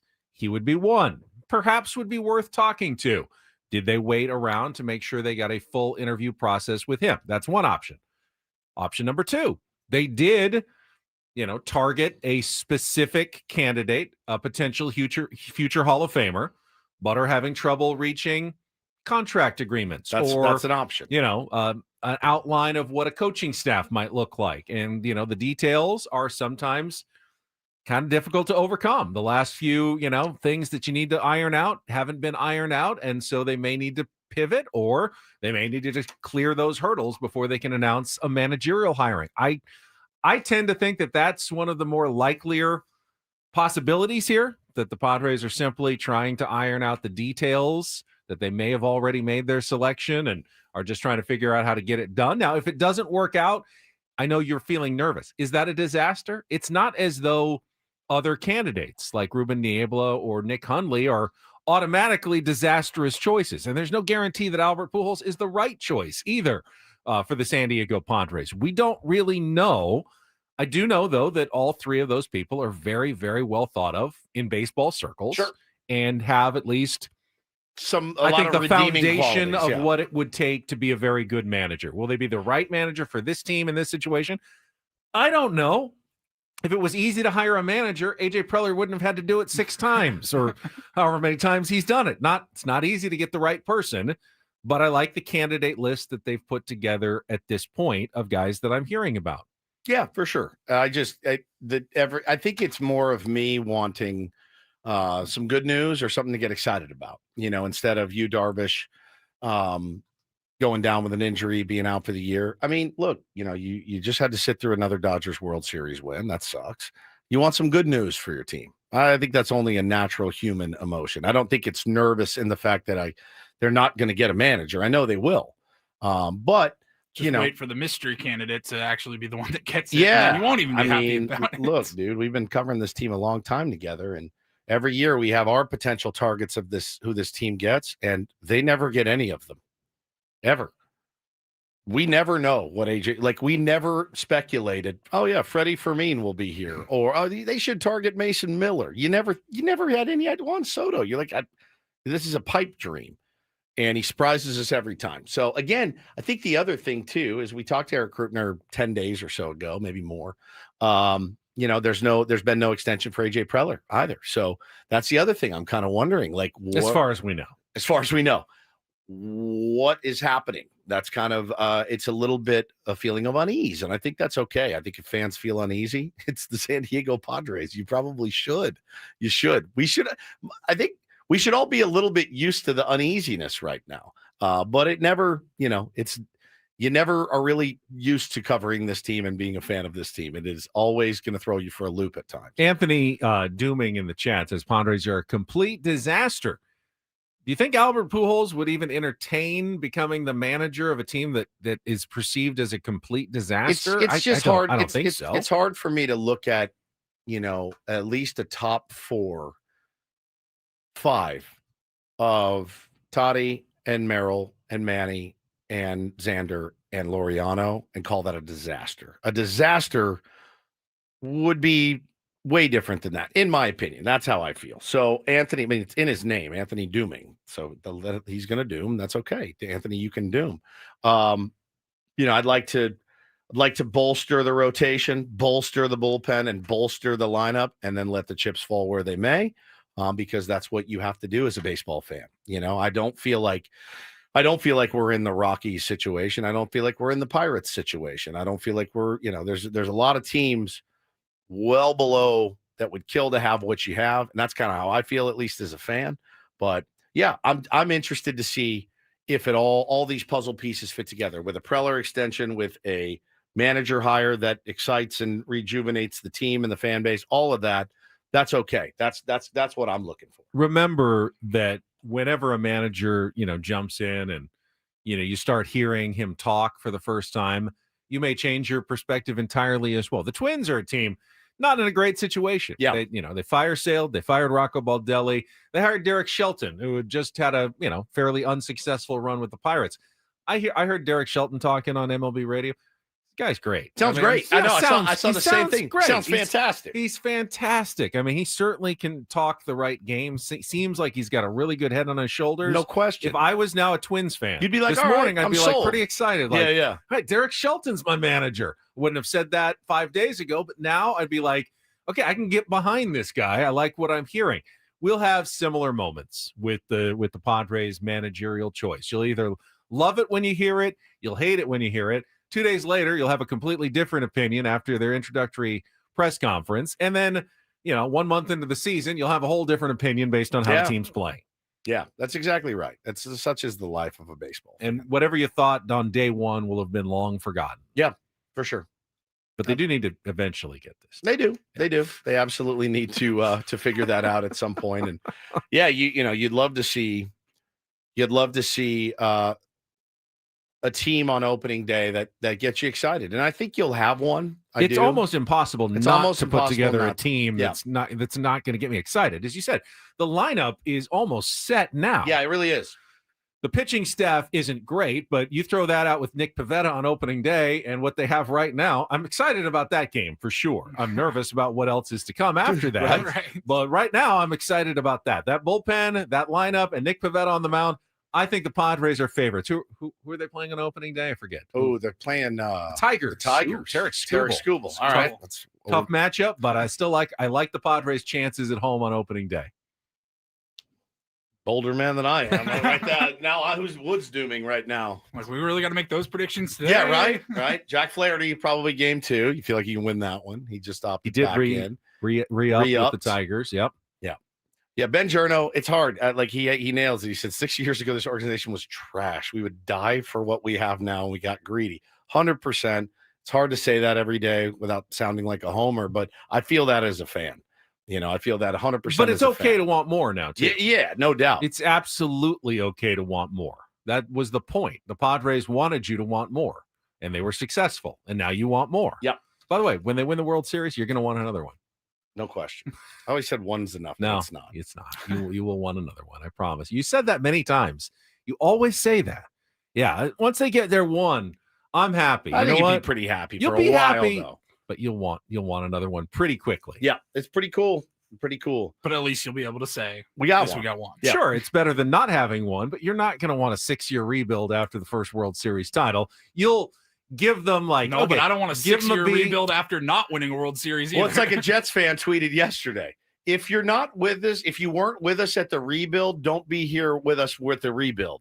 Like they just keep rebuilding and rebuilding. It's one of the most clever tweets I've ever seen on the planet because they unloaded a lot of talent. They got a lot of draft picks back, and I was crying laughing when I saw it. Where is it? I retweeted it. That's how good it was. And I'm not a Jets fan by any stretch. Oh. If you weren't with the Jets during the rebuild, don't be with us during the rebuild because that's what they do. They just keep rebuilding. So Paulie, it's a really astute point that you make. But yeah, it is tough. It is tough. All right, let's get a contestant on the line. We're going to play some Take on Woods in our next segment. 833-288-0973. 833-288-0973. More Padres talk on the way. Have we seen the last of Tyler Wade in a San Diego Padres uniform? Feels like it. I kind of disagree. I've got my own take on that. I've got my own take on that. I was surprised when they didn't pick up his fairly small option, but I think there's a pretty good explanation. We'll get into all of that coming up after a check of traffic. More Ben and Woods coming up on San Diego's #1 sports station, 97.3. The Fan. First, though, we're getting a little closer to another weekend of football action. If you haven't done so yet, download the Prize Picks app. Daily fantasy. You're watching sports anyway. You might as well make it work for you. Turn it into some real money while you're watching sports. Just open up the app like I'm doing right now on my phone. You can click on NBA. You can click on NFL, football, whatever, and take a look at what they've got offering. You're picking stats, more or less, on some of your favorite players, starting with Thursday night. Bo Nix, 217.5 passing yards, more or less.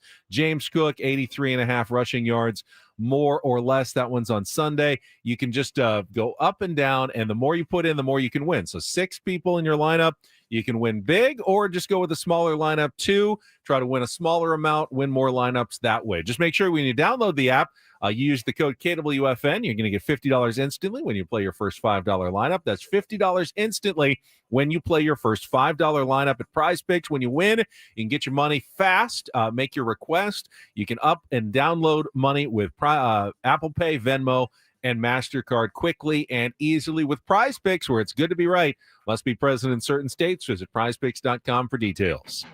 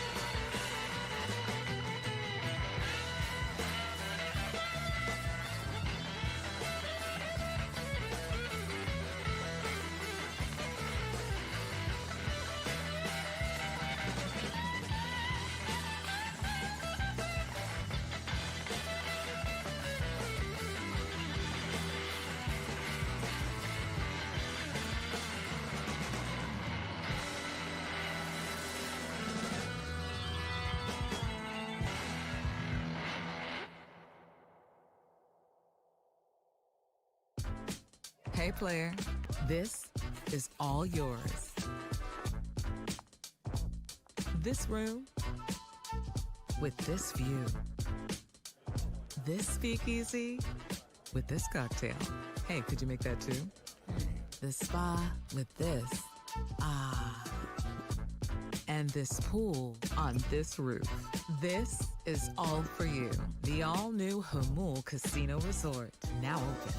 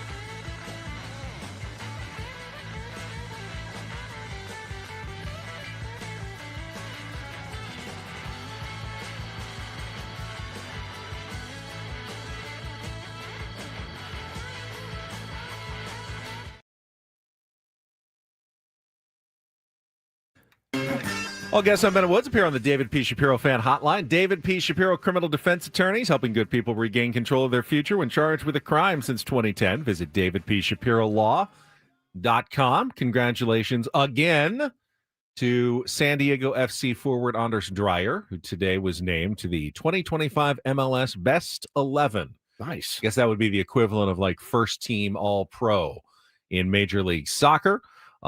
They, of course, he was already named the newcomer of the year in MLS yesterday and is up for the most valuable player award that hasn't been announced yet, although odds are still fairly in Messi's favor on that one. But still, not as much as you would think. I think. Tremendous season for Anders Dreyer. He is just, you know what has impressed me, and I've only talked to him a couple of times going down to practice, but the guy, he loves being out there. Yeah. See, soccer's hard. They run 10 plus miles during a match. Not for me. And he's running all over the place. They never take him out. No, he wants just grinds to it out. play. He wants There's to no play. load management. He's like, hey, you want to sit out this midweek match because we got 2 matches this week? Nope. I want to play the whole thing. I'm What's out that there like? for all 90 minutes. And just run me my 20 miles this week. And he is just out there. The guy is a dude on the soccer pitch. And that doesn't mean the guys who come in and out aren't also dudes. They're sprinting around, and does make sense for players to, take a breather, but he's had very few. I think he's among the leaders in minutes played in MLS this season, and it's just been a great, as your second designated player after Chucky, you couldn't have picked a better second player on your roster than Anders Dreyer. Of course, Sunday, SDFC will wrap up their first-round playoff series against the Portland Timbers. There we go. 6 o'clock at Snapdragon Stadium, with the winner advancing to the conference semifinals. The loser going home. I'm not ready for the season to be over. No, I'm not either, man. All right, so I'm you not can go to San Diego State at Viejas at 2 2:00 on Sunday. That's right. Hit the trolley and head right on down to the Snap. Okay, you can do this. You can watch the Wave play at noon on ABC against Portland in their playoff game. Wow. Then go to the San Diego State basketball game at 2, then hit the trolley and go down to the SDFC game There you go. at 6:00 at Snapdragon Stadium. A very busy sports Sunday in San Diego. Yokeled in the chat just set take on Woods at Woods minus 770 for this upcoming match. So I'm quite nervous. Really? Yeah, minus Heavy's 7. favorite. That's a Does he know something that I have no idea. category, whatever? We got a contestant He's on the line. Feeling good. I'll leave. Let's get to it. It is time to play Take on Woods.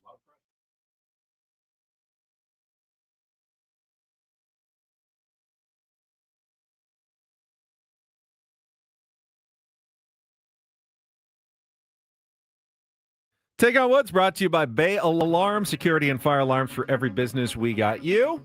If you are gambling on Take on Woods, seek help. Seek help, please. Let's see. We got Patrick here as our contestant. Patrick, are you ready to play? I am, and that line is incorrect. Okay. All right, here we go. Here are your categories. Well, first of all, here's what you're playing for. If you can beat or tie Woods, you will go into our grand prize drawing for the month. It is a trip for 2 to see Sammy Hagar in Las Vegas. 2 tickets to the March 20th show at Dolby Live at Park MGM, a 2-night stay at Park MGM, and a $100 gas card. Check out Sammy's return to Las Vegas. Get your tickets at Ticketmaster.com. Here are the categories, Patrick. We got Do the Do, 5 song titles that begin with the word do. Bye, bye, bye, 5 song titles, and artists, all whose second word is by. So blank by blank, essentially. And then our new category is the starting line. It's all 2-second songs, and all 5 song titles include some form of the word start. So Do the Do, Bye, bye, bye, or the starting line. Patrick, what would you like to play? Do the do. Do the do. Okay, today we're looking for 5 song titles that begin with the word do. D-O, not D-E-W. You'll have 60 seconds to answer as many as you can. If you don't know one, say pass. We'll come back to it if there's time left on the clock. First questions are 2-second song. Paulie will play you a little music. You need to give me that song title and the artist. You go first. Woods goes second. You know how it works, Patrick. You ready to play? I am. Benny, I want to just make sure I cue this. All right, make sure you get the right song at the right moment. Paulie doesn't want to mess anything up. Again, the category is Do the Do. Let's put 60 seconds on the clock. Paul, you are ready now? Yes. All right, your time begins when Paul plays the music. Good luck, Patrick. Let's take on Woods.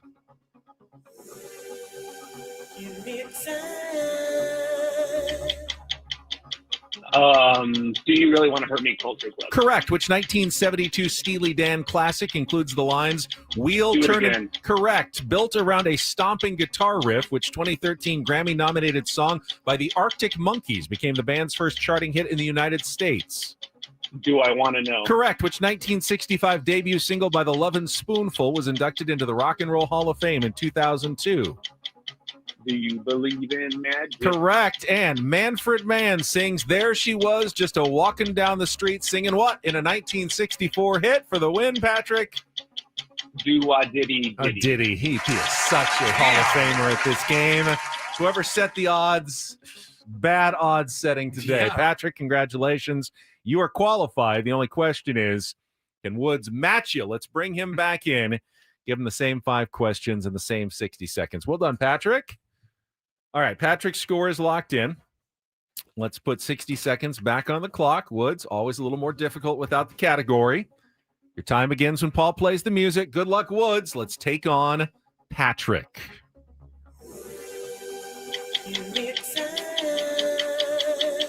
That's Culture Club. Do You Really Want to Hurt Me? Correct. Which 1972 Steely Dan classic includes the line, Wheel turning round and round, you go back, Jack. Do It Again. Correct. Built around a stomping guitar riff, which 2013 Grammy-nominated song by the Arctic Monkeys became the band's first charting hit in the United States. Do I Want to Know? Correct. Which 1965 debut single by the Lovin' Spoonful was inducted into the Rock and Roll Hall of Fame in 2002. Pass.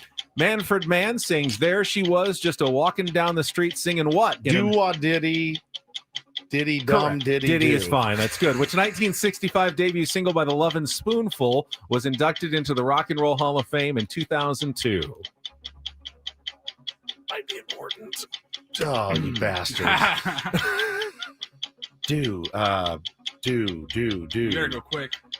Do you like my tape? Oh, that is not correct, which means Patrick has won today's game 5-4. 770.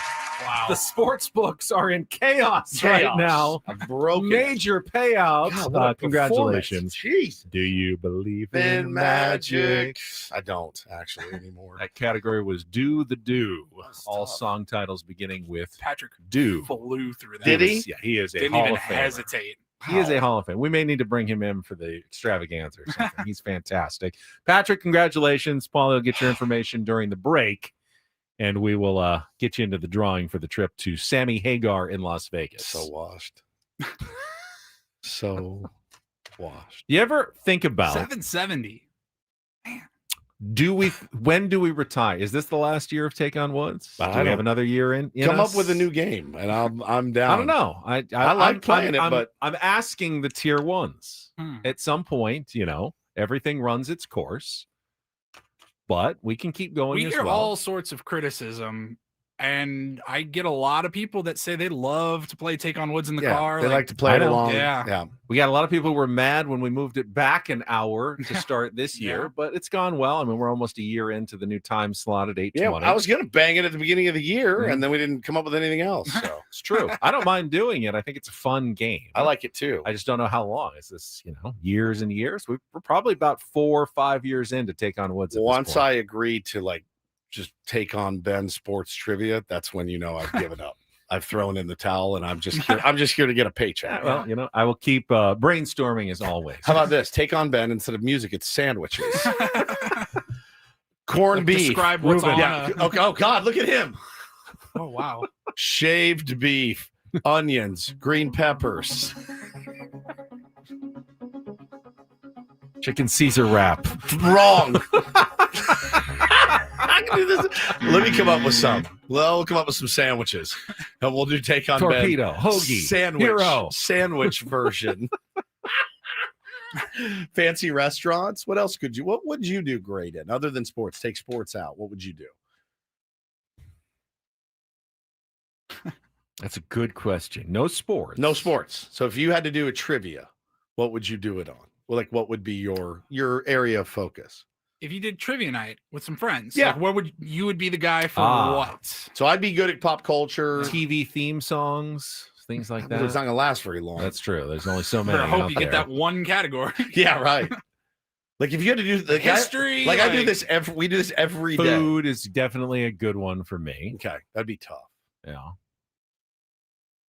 What else? Chain restaurants. No. I don't Again, know. I it's don't got to have- be like a thing. I know. Like a genre. Like if you asked me to do it on Art, no. Art, no. Literature, no. Geography would be so geography. You would crush it. Geography would be pretty good for me. I am Were you a, Yeah. were you a bad. poli-sci major? Like you can talk about, Geography would be good. branches of the government. History would be okay, Oh, but gosh. geography, I think I'd do better than the average bear. Really? Yeah. Geography. I love maps. Always Oh, love yeah, maps. you do. You know what Sports always junkie in the chat says S&M. S&M? Yeah, you would ace that category. Sexual proclivities. He crushes it. Ball gag. Hood mask. All right, let's take a time out. Topography. When we come Topography back. trivia. Yes. One of the most successful organizations in baseball in recent years is trying to steal away a Padres employee, and none of you out there could care in the slightest. Why is that? We will talk about it coming up next on San Diego's #1 sports station, 97.3 The Fan. First, though, Woods and I will tell you about Trust and Will seeing the commercials. I think there was one during the San Diego State game last night as I was watching. TrustandWill.com is the place to get your estate documents done without going to a lawyer's office, all the billable hours, the hassle involved. You do it from home on your own computer in less than an hour, and they're just as legally binding as if you went to the most prestigious law firm and had it done. That's exactly right. And again, I talk often about the ease of use. It's very simple for people like me that are not great with things like that. Not great with technology, but man, they make it really simple, and it's very affordable to do so as well. So go to trustandwill.com, use the code radio20 when you check out for 20% off of your trust or will. Just gives you that peace of mind. You can sleep a little bit better knowing my family's taken care of if something should happen. Probate court is not where you want to leave your family when you are gone. It can take months to settle, very expensive process, and all avoidable with a trust. Again, go to trustandwill.com, use code radio20 at checkout at trustandwill.com.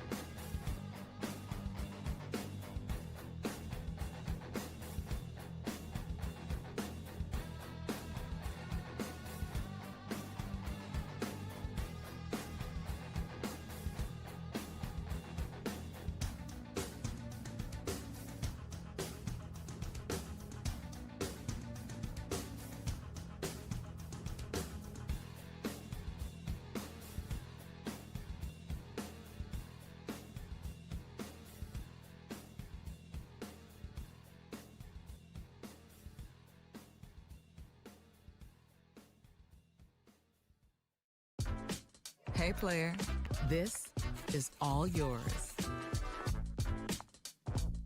This room with this view. This speakeasy with this cocktail. Hey, could you make that too? The spa with this. Ah. And this pool on this roof. This is all for you. The all-new Hamul Casino Resort, now open.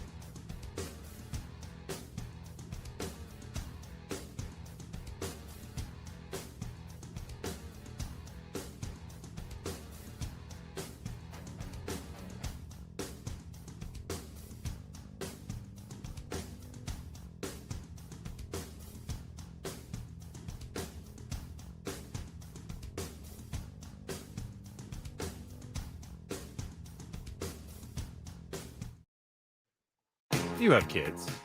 Do. There's something. One thing about kids, they can be completely uninterested in something.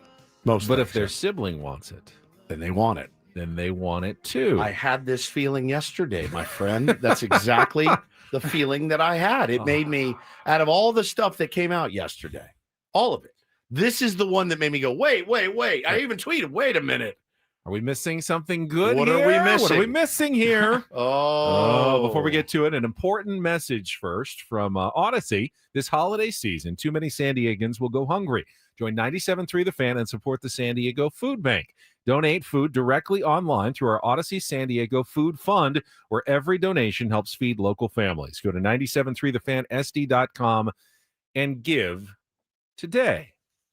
Will the Padres be giving their hitting coach to the Houston Astros? Reported yesterday that the Astros are targeting Victor Rodriguez. Targeting? To become their new hitting coach.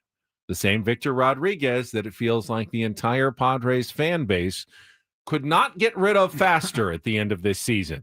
Now, if it had said, let's be honest here. If it had said the Pittsburgh Pirates are actively looking for Victor Rodriguez to be their hitting coach, we'd go, okay. If they had said the Colorado Rockies, the Cincinnati Reds, who were a playoff team, by the way, one of those teams, Ben, does that change it for you? I think it does. The fact that it was the Houston Astros. You can accuse the Astros of a lot of things, including massive cheating. Correct. Can't accuse them of being dumb. Correct. They are a smart organization. They typically make good decisions.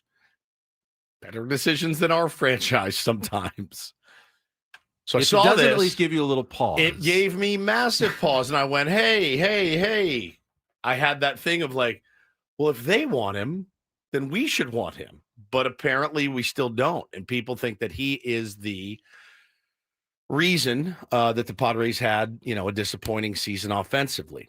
And again, the approach, we've talked about it over and over. We've talked about some of the he hasn't done a ton of interviews, but the ones that he has, he said, we don't prioritize home runs here. We prioritize hitting the ball hard in the gaps, and home runs will come.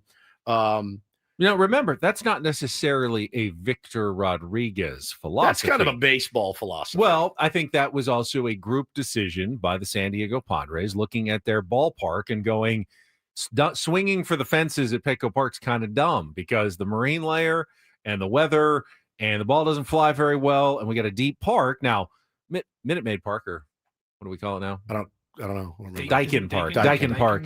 Completely different. Yeah. I mean, you can do whatever you want. You can do shallow fly ball, and that thing might go out in the Crawford boxes in left field. So, it requires perhaps a bit of a different hitting strategy playing in a different home ballpark. So here's the other thing I saw when I tweeted that. They said, oh, get ready to learn how to bunt, Astros. And I said, I'm not going to put that on Victor Rodriguez. The manager also has a say in some things like that. I would actually say the bunting, the sacrifice bunting, I would say that almost exclusively came from our former skipper, Mike Schilt. I would, based on where he came from, based on conversations we had with him, based on the fact that the personnel at the beginning of the year, you looked at that and you went, I do what you got to do to score a run. I get it. Based on the fact that he had this elite bullpen and sometimes one run was enough.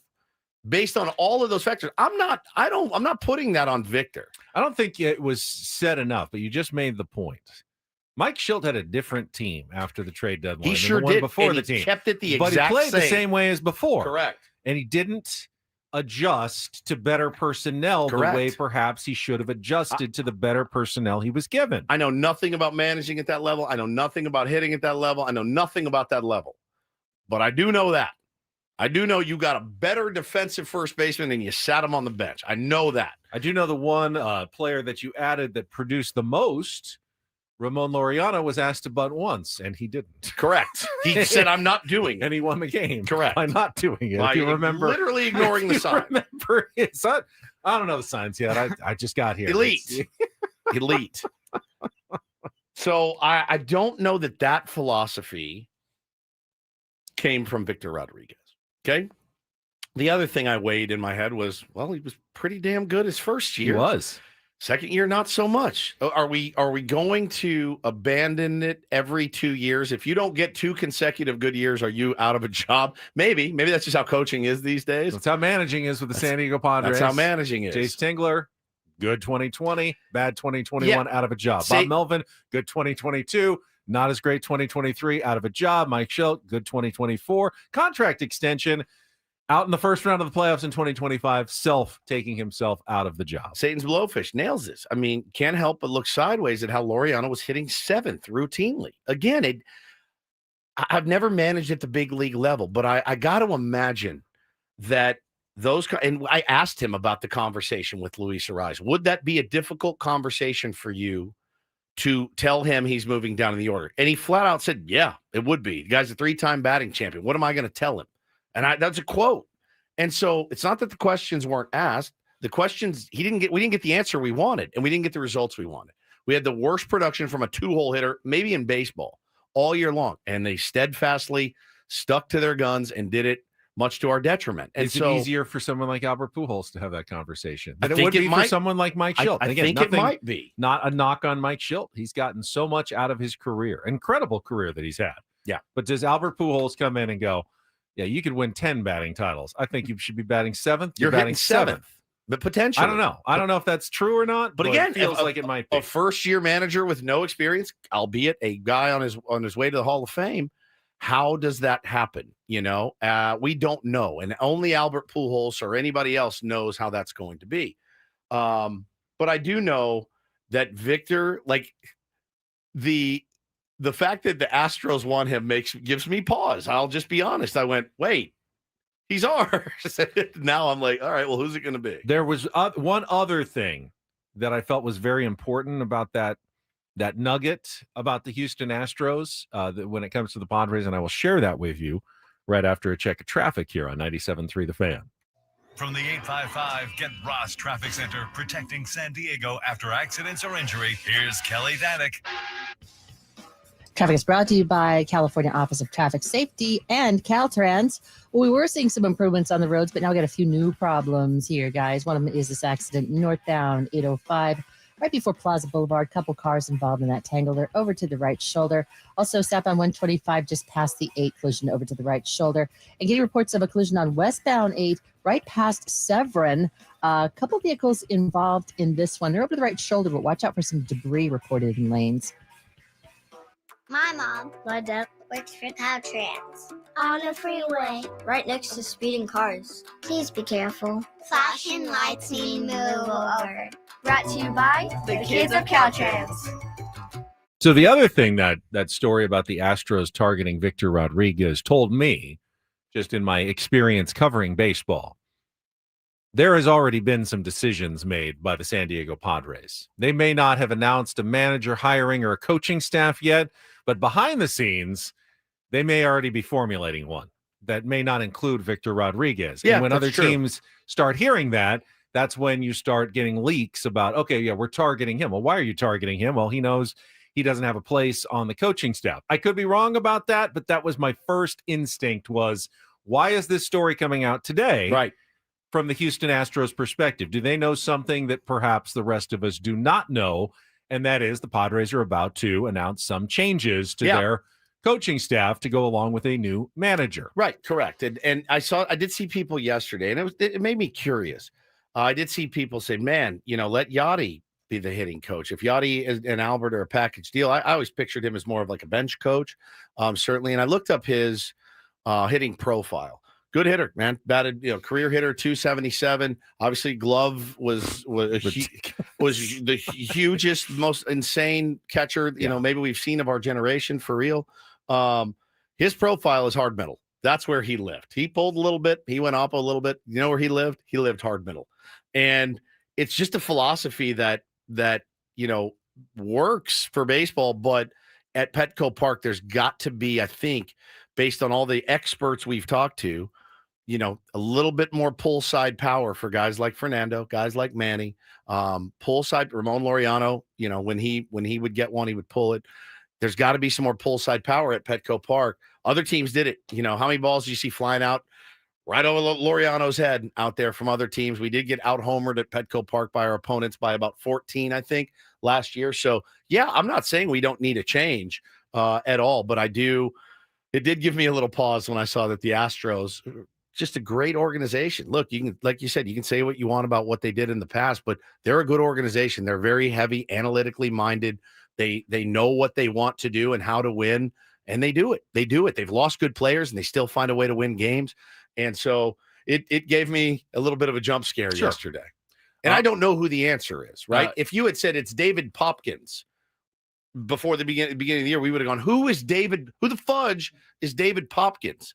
Now, after the Blue Jays run, everybody on the planet knows who David Popkins is. And that's how it works. And he could have a bad season Correct. next year. Correct. That's coaching in baseball for you. A couple other Padres notes before the top of the hour. Had a few more decisions on contracts made yesterday. Mentioned Kyle Hart earlier. He was not had his option picked up, $5 million option for next year. Elias Diaz, $7 million option was not picked up for next year. And Tyler Wade, just a $1 million option for next year was declined. Does that mean we've seen our last T Wade, high T, in the Padres clubhouse? I don't know that that's the case. I think Tyler Wade, if he doesn't get a job somewhere else, will probably have a spring training invitation for the San Diego Padres. But loves it here. You're not locked into $1 million salary. If he doesn't make the team, you're on the hook for nothing. If you pick up his option, you pay him $1 million whether or not he makes the team or not. In this scenario, you can invite him to camp. You can see him in spring training. And if he makes the team, you sign him to a minimum deal. If he gets better elsewhere, more power to you, Tyler Wade. Good luck with your new organization. But if he doesn't, my guess is he didn't even get much to work off of this year, No. like to even sell himself to another my team. guess is he will have a spot with the San Diego Padres if he wants it next season. Don't know what happened there either. Just kind of fell off the radar and never heard from him again. It was the beginning of the year. Wadey does this. Wadey does that. Wadey's always Well, at the beginning of the year, he wasn't even on the team. And then you know what I mean. They brought him up. When and they yeah, brought he him had up. that streak where it seemed like he was contributing to a win 2 times a week. Yeah. There which were was like amazing. Several weeks, I feel like, where we were lobbying, like, just throw him out in left field. It Yeah. can't be any worse than what we got. Yeah, that's Like, exactly right. Many times I said, the guy always does something weird to help you win a ball game, whether he hits like a chopper and beats it out or drops a bunt down or something. But he is, maybe that's the option. I also would not be surprised if both Elias Diaz and Kyle Hart have similar futures. If they can shop around, if they have a deal somewhere, go for it. If not, welcome to non-roster invitation Peoria 2026.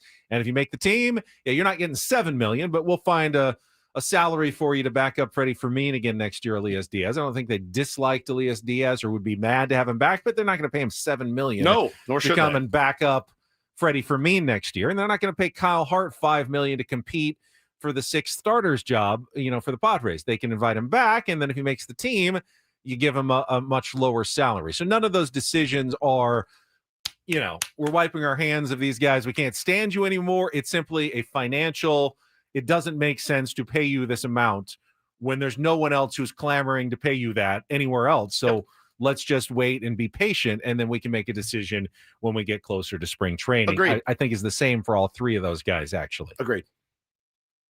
And, you'll have a bunch more guys like that.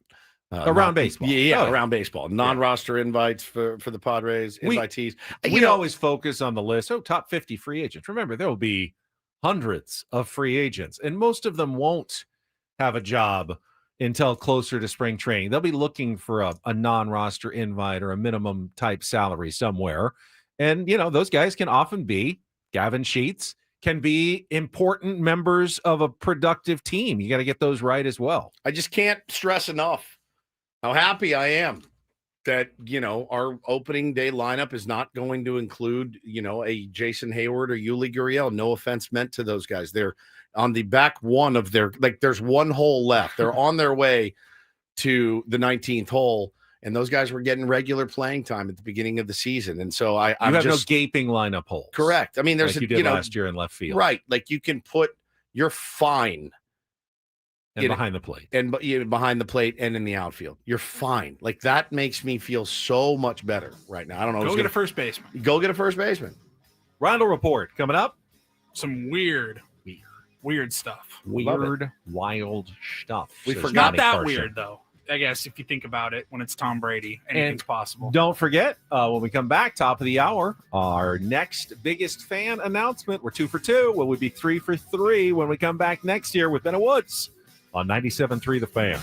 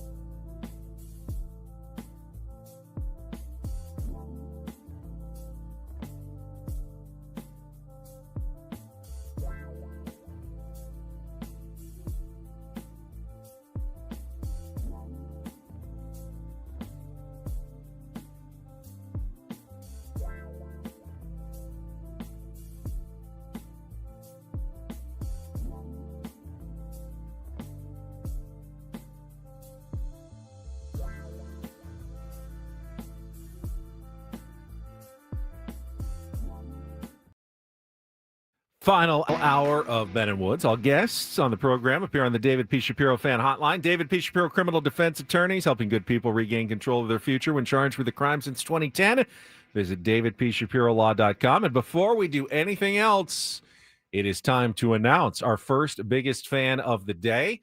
Listen 3 times throughout the day, 9 a.m., 1 p.m., and 5:30 p.m. for your chance to qualify for our grand prize drawing, 20 tickets for you and your friends for a night in our Odyssey Suite at a Padres game with all the fan staff coming up next season. If you hear your name called, you'll have 10 minutes to call us back at 833-288-0973 and officially qualify. So today's first biggest fan is Faith Alexander from Santee. All right, Faith, you are on the clock. We are 2 for 2 so far. If you just heard your name, if you are Faith, 833-288-0973, and it's not too late to get your name in at 973thefansd.com/biggest fan. Do it.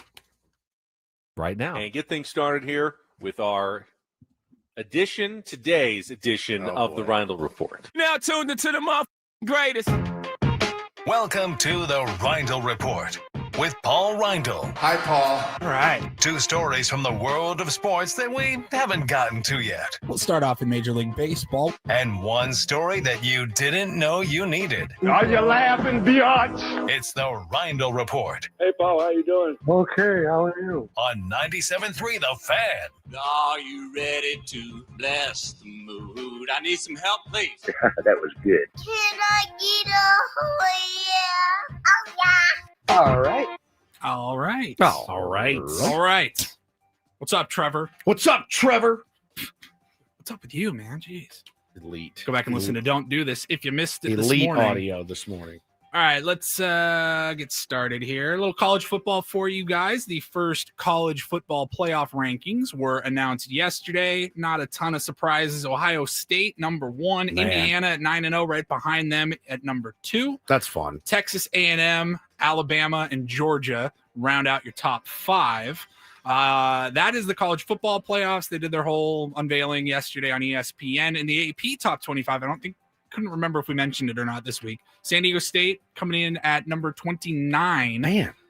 Receiving 30 votes. They're in the others receiving votes category now. Which Getting is, more. Hey, they're getting more others receiving votes every week. That ain't a week nothing. or 2 away of perhaps cracking the top 25. I did notice in the college playoff rankings, the highest ranked 2-loss team in America, number 10, the Notre Dame Fighting Irish. I thought maybe they'd be done. I did too, but you look at the losses, 4 points total to Miami Texas and A&M. A&M, and A&M's in the number 3. They're number 3. Miami did suffer a loss and dropped to number 18. It was so weird, me screaming at the TV, rooting so hard for Miami to win, and that dude that I really don't like, their quarterback. But you need him to win at this point. But yeah, I'm a little surprised. There are 1, 2, 3, 4, 5, 6 SEC teams in the top 12. Just means more. Now, that doesn't mean they'd all make the playoff because remember, conference champions, the top 5 conference champions all make the playoff. Yep. And the top team in like the ACC is all the way down at number 14, Virginia. So Yep. they'd hop in. And then there's the top team in either the American or the Mountain West, none of which were even ranked, I believe. So you have to go down below the rankings to find a team like Memphis, I believe, yeah. or even San Diego State is not out of the picture when it comes to the college football playoff because of that rule that the top 5 conference champions all get a spot in the 12-team tournament. Yeah, right. It says if the playoffs started today, which of course things will change, but if they started today, the way it's set up is they put Memphis in as that team from the group of 5. Correct, because they're the highest ranked. They would face number 5, Georgia in their first round match. Yeah, number 11, Virginia would face number 6, Ole Miss, correct? And that would knock Texas and Oklahoma, who are, even though they were in the top 12. Memphis, Georgia, Virginia versus Ole Miss, Notre Dame at BYU, Oregon, Texas Tech is how it's set up right now. I mean, look, you look at the where it stands right now, it's hard to wrap your head around anything other than Ryan Day hoisting that trophy again. It really, really is. They really look far and above. Like, Indiana's a good team. Too. I don't They think are. they're not Are they beating playing Ohio each State. other in the regular season? I don't. Do they? No, they do not. I mean, That'd be a great story. I guess they can play in the Big Ten championship game, Yep. and they're Yeah. on track to do so. 2 undefeated teams meeting in the Big Ten championship game for the number 1 Like seed where you put where you, in the tournament in a bye. It's cool. Indiana's awesome. The guy's great. Kurt Signetti's awesome. Amazing what he's done with that program. What's the spread? 21? No. 14? No. 14 and a half? Maybe 12 and a half. Yeah. All right. We'll see. We'll see what happens. Yeah. Ohio State is a juggernaut. I mean, yeah, they are. juggernaut. They're 8-0. Their last 4 regular season games at Purdue versus UCLA, home against Rutgers, and then they do have number 21 Michigan at the end of the year. Okay. Always a battle. Yeah. All right. Kind of a weird story, sports-ish, just because it's involving a former athlete and Tom Brady. So, man, this is a weird one, guys. Yeah, in this world of AI and not knowing what's real, and it's like you're starting to see like stuff from movies, 20 years ago. Like I saw Like Pet Cemetery. Yeah, yes, I saw a couple of weeks ago that like home robots like can clean your house now, and they look. I'm like, that's iRobot. I saw that movie, and The Jetsons, remember I want Rosie? nothing to do with that. Everyone wanted a Rosie. We're walking around, watching Waymos driving with nobody in it. Coming to San Diego next year. Where was I recently? Oh, it was in Arizona. Waymos everywhere, just all through our Airbnb neighborhood. Waymos everywhere. Just an aside, I saw that there was one of those driverless cars. It ran a stop sign or something, and the cop pulled it over, and there was like, who do I give it to? Well, and then in Arizona, they just get tickets sent to them in the mail. That's how that works there. So Tom Brady, we're living. The future is now. He had a dog named Lua, who passed away in 2023. And it says here that Lua's spirit lives on in Tom Brady's new dog, Junie. But Junie is not like a puppy of Lua. Junie is Lua's clone. So they took the DNA from his dog, cloned a new dog. The blood, the DNA from the blood. Yeah, I got a picture up on the stream if you're watching. The dog on the left is Lua, and then on the right is Junie, which is a clone of his dog that passed away a couple of years ago. Tom Brady said in a statement, you tell me if Tom Brady actually wrote this or if the company wrote it, because not only is he a client of this company, Colossal Biosciences, he's also an investor in the company. So he was working with them. He's also a clone. He also has a lot of conflicts of interest. Right. Tom Brady. He really His whole does. life is a conflict of interest. His statement was, quote, I love my animals. They mean the world to me and my family. A few years ago, I worked with Colossal and leveraged their non-invasive cloning technology through a simple blood draw of our family's elderly dog before she passed. I'm excited how this new technology can help both families losing their beloved pets while helping to save endangered species. There's so many dogs that need help. There's no shortage of dogs that need a good home. That's what gets me. I see certainly the appeal. I do too. You love your dog. You love its personality. And you can sort of guarantee that if you raise the dog the same way, that they're wired exactly the same, because it's a clone. You're pretty much going to get the exact same dog that you had before.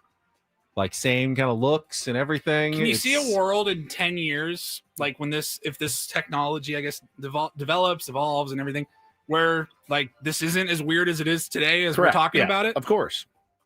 I never thought I'd have a jukebox on my phone, if I'm being honest with you. I never thought I would have an actual songs at your disposal. jukebox. Ultimately, though, I feel like you are cheapening the life of your beloved pet that you had by recreating them. I think it makes it less special that was the one unique. That was your pet. There was never another pet like your pet. Clone your grandma if you really love her. Again, is there a line? There is a slippery slope here. I watched the movie Pet Cemetery, and he lost his son Gage, and he went and buried him in the pet cemetery. Well, first they buried the cat, right? And the cat came back, and the cat was weird, but it was just a cat, right? But it wasn't great. No. And then he takes Gage up there, and then Gage, his little sweet baby, it's one of the cutest kids I've ever seen, comes back, and he's a homicidal murderer. It's a risk you run. I would have done the same. I don't think you're actually running that risk with cloning. No, I think it's fine. I mean, it's just it's a regular dog grown like with the rest of us from DNA strands that then turn into a dog. Stop? I don't think you're creating something evil. I just think you're taking away the uniqueness of all of us. Yeah. That's what makes us special and the same and different. I just put a dog down a couple of months ago, and it was awful and heartbreaking, and I miss her still today and feel that void in our little family. At least right now, the way I mean, Ben, you were making a lot of sense because it just feels weird. Yeah. It feels too weird to clone. I don't know. I don't like it. That's a good one. Just explore the science to figure out how to make my dog have the same lifespan that I do. 100%. Make them live as long. When I go, they go, right? Instantly. That'd be scary too. I mean, I love my cats, dude, but I'm not cloning any of those dudes. None of them. Think about that. All right. So they come up with the technology. We can guarantee we've analyzed your DNA and we've made your dog's DNA that you and him will die at about the same time. And you're just like, you're happy, you're 50, you're running around, your dog just drops dead. Go, oh no. Oh no. What does this mean for me? You're going to call Trust and Will. Make sure go to trustandwill.com. You just go to radio. Angela in chat. The Sixth Day, that Arnold Schwarzenegger movie, they clone pets. That's how it starts. It leads very quickly into human cloning, and slippery slope. It is very odd. I don't like it. And if anybody was going to do it, I think it would be Tom Brady. If I had to say, like, okay, which athlete? If it was athlete, I would say Tom Brady. This? Actor, Tom Cruise. Would 100% bought that. Absolutely. Yeah. All right. Finally, I almost did not bring up this story because I don't want to just be labeled now as we're doing is talking about weird food combinations. Kind of what the Rhino Report's the third for. one in the last few days. But when I brought this one up during a commercial break, one of you gave me an interesting reaction. So we'll talk about it. Kraft has announced that they will be selling. You think Kraft? What do you think? Mac and cheese? Mac and cheese. Delicious. Still elite. Well, also the singles. Sure. Kraft singles. Sure. Kraft single. No, we're talking mac and cheese here because Kraft, getting ready for the holidays here, has announced that they will be selling apple pie flavored mac and cheese over the holiday season. You can buy is it a a dessert, package, or is it mac and cheese? With It's still mac and cheese. Probably like some apple cinnamon spices. Is It's it $1 sweet or is But it it's not good. sweet? It's $1.48 for a single box at Walmart.com. I think they're only being sold online right now.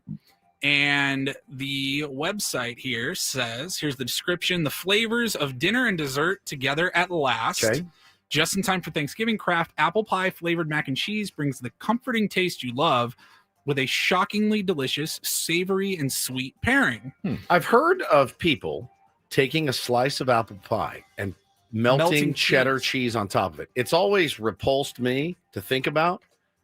This, I think I could try a bite of, and I don't think it would. But biting, I've done cheddar cheese on apple pie. It's good. I've never It's a tried it. good I've seen combo. it. It looks horrible. you also put cheese on fish, which is Tuna melt. Yeah, it's delicious. We had someone in our newsroom fish who cheese. microwaved salmon. When? Yesterday? Oh my Yeah. God, they should be arrested. I'm so healthy. I have to eat my salmon. Yeah. And then she started feeling bad about it because she realized it didn't smell bad. That's the thing. You like salmon. I hate salmon. You hate salmon. I like salmon. I like salmon. And I don't mind the smell of salmon, but it really doesn't belong in a workspace. By the way, breaking news: Victor Rodriguez is gone. To the Houston Astros? All right. Correct. Yes, official. Kevin Acey just put that out there. I'm glad we Others- discussed it in our last segment and not now. Watch them hit like 330 for the year. Right. With a bunch of bombs. Tanks Yeah. everywhere. All right, Just so tanks everywhere. apple pie mac and cheese. No. You've got like Cincinnati chili already has like cinnamon in it. We're talking like the cinnamon spices, Apple spice. in with the mac and cheese. But it's all right. I'll Sweet take a and bite. savory is fine. I mean, I don't think it's the Phone worst playing. sounding combination ever. Yeah, someone's audio is on somewhere. Woods. I'm assuming it's Woods. The whole Quiet, segment. quiet. You're playing something. I with your hear. You're, computer. No, I I'm think- not. I think you are. You are. You definitely are. Is it gone? Yeah, now it is. All right, I closed the ESPN. was like, I hear something. That's my fault. The Apple Pie Craft, they did have a clever video ad, a 15-second ad that accompanied this announcement. And to host the commercial, they hired Jason Biggs, the actor from American Pie. I guess all you can say is, if you know, you know. Yeah, if you've Apple, seen the movie American Pie. It makes a little bit more sense. Listen to the way the music changes as soon as he grabs the bowl of mac and cheese. New Kraft mac and cheese apple pie flavor. It's shockingly delicious. Puts the bowl down.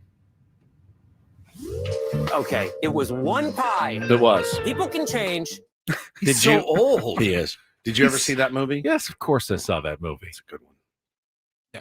Nadia? Oh, I'm human. fair. I love the whole series. All of the movies were I great. liked 1 and 2 were pretty good. Reunion was good. The Wedding was good. I didn't like The Wedding.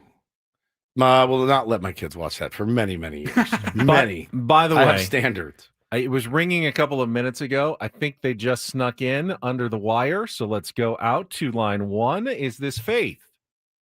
This is her. Hey, Hi, just good in the morning. nick of time. I saw it ringing, so I'm giving you credit for the 10 minutes because I think it was like 9:02 or 3 when I first said it, and you called in at like you left her on 9:13. hold that long? I just saw it ringing. It was actually, she was ringing, and I looked Yeah. like I didn't even see whose name it was, but then it popped up. You are in. You have qualified for our biggest fan and the grand prize drawing. Congratulations. Thanks for listening for 97.3 The Fan. Wait, what? Thanks Thank for you listening so much. too. Yeah.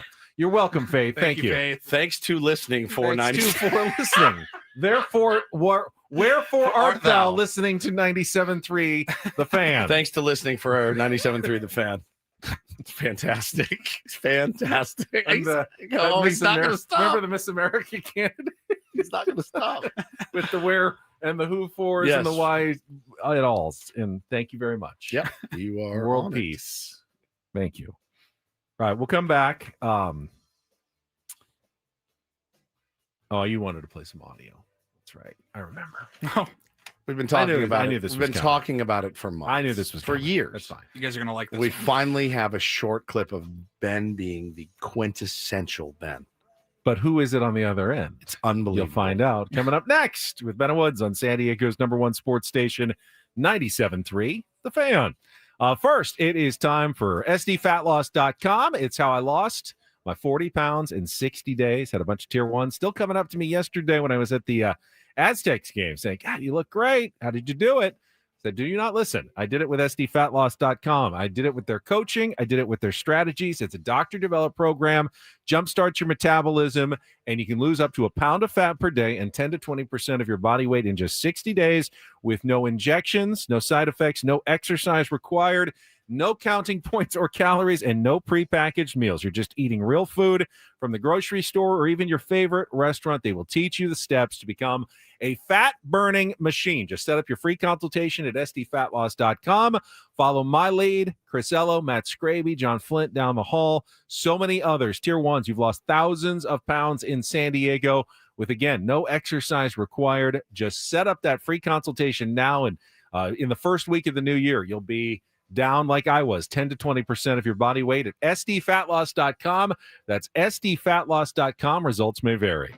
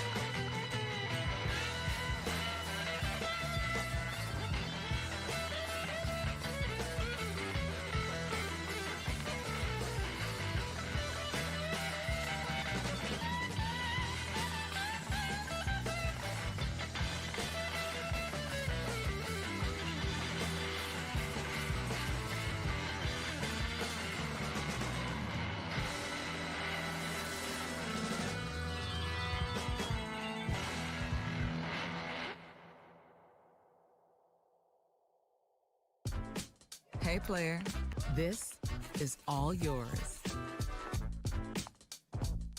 This room with this view. This speakeasy with this cocktail. Hey, could you make that too? The spa with this. Ah. And this pool on this roof. This is all for you. The all-new Hamul Casino Resort, now open.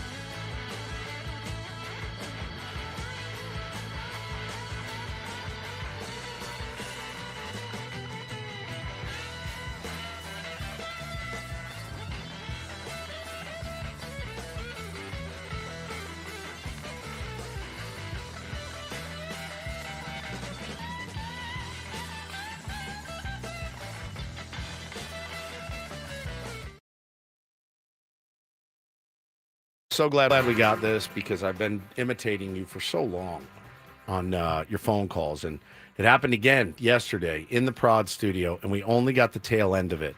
But it's enough. It's enough. Well, I was we were finishing up our work. I had to get to my other job. You had a couple spots to cut. So and I just wanted to keep moving. And the person on the other end knows me very well. Yes. And I feel comfortable that they understood why I was somewhat in a hurry. Yes, but you're always somewhat in a hurry. I'm always Literally busy. every time we've ever had to speak with you on the phone. It's all Is it that bad of a look? Do I need to reevaluate? Do I need to just stop? I love it personally. I think it's the funniest. More time. I think it's the funniest thing on the planet when I call you. It's funniest. I got a call. I answered it. We were in the production studio. Happened to be right in front of my microphone. It was still on. Elbowed Paulie just kept rolling on my end of a conversation with my mother, who just threw me the best birthday party a guy could ever wish for a couple of days ago. I apologize, Kim, for him. I apologize that your son speaks to you in this manner. Thank you for calling. Okay. All right. Thanks. Bye. Are you kidding me? That's the. I feel so justified that, again, you said earlier, Woods has a tendency to embellish a story. No, I really, really don't. I really, really don't. That is the exact portrayal of what you sound like on the phone. Thank you for calling. Okay. All right. Thanks. Bye. Yeah. Sure. Like Okay, he's in the dentist Yep, chair. yep. Okay. All right. Thanks. Bye. You're unbelievable. I laugh. I go, Paulie, please tell me you got it. He's like, I got it. I was like, oh, thank God. Thank God. Man. You're a legend. Just a legendary. Okay. All right. Thanks. Bye. Well, somehow I want it on a t-shirt. Like, it's just the best. Kayla says, no love you to your mom. It's implied, obviously. Yeah. Jeez. That's Okay, understood. All right. Thanks. Bye. Yep. Yeah, this is a good question. We don't do this anymore, but remember back in the day when you would have a certain allotment that you could talk on your cell phone? Oh, yeah. Like and your if you went, monthly your minutes monthly that minutes you had. Yeah. Yeah, like your very first cell phone, you're like, bro, I am way over my minutes. Oh, yeah. I Like, never went over my So minutes. I was going to ask, did you go over your Never. minutes once? No, never. I was very careful to Did not you? go over And I minutes. thought maybe that's why you just hate. Like, you're a professional broadcaster. You talk all day, every day. You get this guy on the phone, you think it would be like a nice, smooth conversation. It's not. That's part of it, though. When I'm talking, like right now. Yeah. You like it. No, I'm getting paid for it. You're getting paid to talk. When I'm on the phone, I am not getting paid a dime for Not that. one dime. So I'd like those conversations to be short. The free conversation. All right. Thanks. Bye. That's a free conversation. Start paying me. If, hey, you want to pay me for a long phone conversation, I will happily indulge you and listen and respond thoughtfully and slowly over a long period of time. It's funny you mentioned that guy on Twitter yesterday. I saw this. All right, thanks, bye. Now you're speeding it up. All right, thanks, bye. I saw a tweet yesterday by a guy named Antonio Linares, and he's a financial advisor of some sort. Sounds very handsome. Yeah, he's all right. Just looks like a guy. Tweets this yesterday. If you want to talk to me one-on-one, you can now do so for just $14,999 an hour.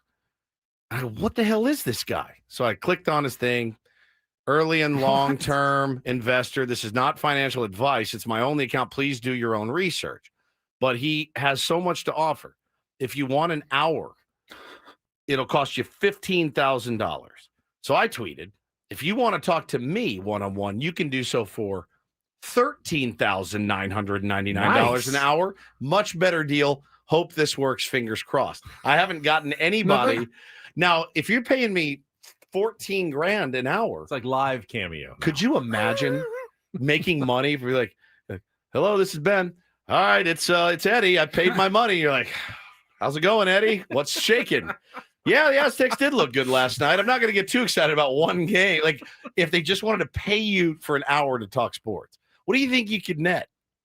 $50, $100? Would you do it for $100? Talk for an hour? I don't know. Is this like a pay per minute service, like a 900 number? This is like a $4.99 a minute. No, this is a flat fee for 1 hour. For 1 hour, anything they want to talk about. For an hour. I'm assuming they want to talk to him about financial advice.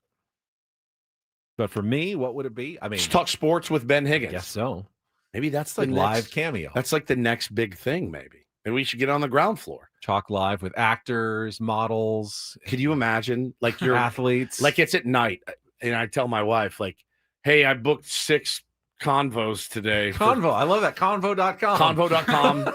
I booked 6 convos today, all for $199 each.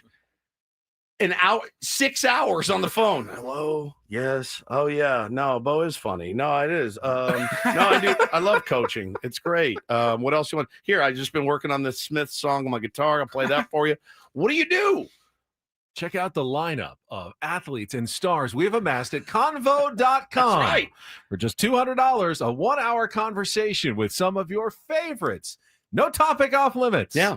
Talk about topography. You could do that for an hour. Sure. But this guy's making, who's signing up for this? 15 grand for this guy. Mine's 14 grand.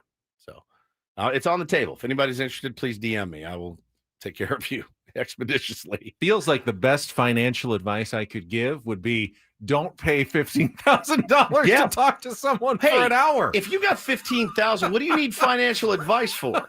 Do they get on the phone with this person after dropping 15 G's and then they just go, he goes, yeah, you failed the first test. Never. Why would you ever do this? Yeah. That's terrible decision making. Yokel wants to know, is that how OnlyFans works? I don't know. Ben? I don't know. That's more. How did the 900 numbers work though? They just automatically build your phone like bill, right? Yes. Yes. Put in a credit card number. Did you have to put in a number, Yes. or did it just go straight to your parents' bill at the end of the month? Well, how would they know unless you gave them the number? Well, no, I mean, like the phone from the company, home like phone? it just adds on to your bill at the end of the month, as opposed to giving them a that was a one credit way. card number. That was one way. Yeah. They just bill your phone, and then the other way was you give a credit card. You know from experience? No, I have friends that did it. You lying to us? No, we're way late. We got to go to break here. So. Pitt starts to sweat. Jesus. All right, we can spin the topic wheel, but I guarantee the first question is, what are you talking about on 900 numbers? Coming up next with Bennett Woods on San Diego's #1 sports station, 97.3 The Fan. Gambling problem? Call 1-800-GAMBLER. GEGE 000-466. For a full list of games and rules, played at 7 Mile Casino. Visit 7milecasino.com. Speaking of, money. Perfect. If you'd like to win some, or at least have a good time trying to win some, I can't guarantee you're going to win, obviously. Depends on which cards come out, but I can pretty much guarantee you'll have a good time and enjoy your experience at 7 Mile Casino. I always have. Every time I've gone down there, I walk in, I just feel comfortable. Like, this is where I want to play cards. Yep. It's light. It's bright. It's right there on San Diego Bay. It smells good inside 7 Mile Casino, and they treat you really well. They're friendly. They love the high limit action there as well. Lots of great reasons to go to 7 Mile Casino. Smells way better than my car. Yes, at it 7 Mile does. Casino. That is the truth. They got California style blackjack. They got Texas Hold'em, Pai Gow, Baccarat, the card games that you're looking for. No slot machines either. So if you like slots, definitely not the place for you, which means it's the place for me because I do not like slot machines. I don't like the sound. But they got great food, friendly dealers, everything that you need. And the best part, just 7 minutes from downtown. Got the weekend coming up. Try the brunch at Sammy's at 7 Mile. It's voted the best in the South County. Saturdays and Sundays only, though, 9 a.m. to 3 p.m. It's at Sammy's. It's 7 Mile. They get the 24/7 players menu. It's great. Check it out today. 7 Mile Casino. Just 7 minutes from downtown.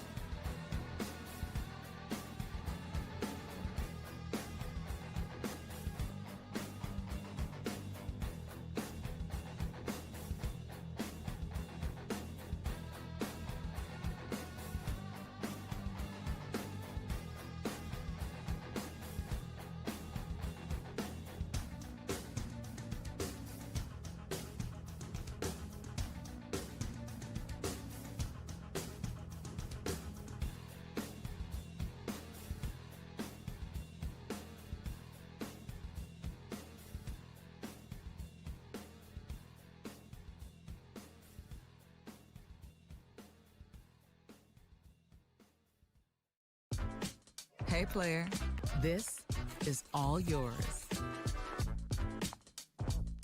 This room with this view. This speakeasy with this cocktail. Hey, could you make that too? The spa with this. Ah. And this pool on this roof. This is all for you. The all-new Hamul Casino Resort, now open.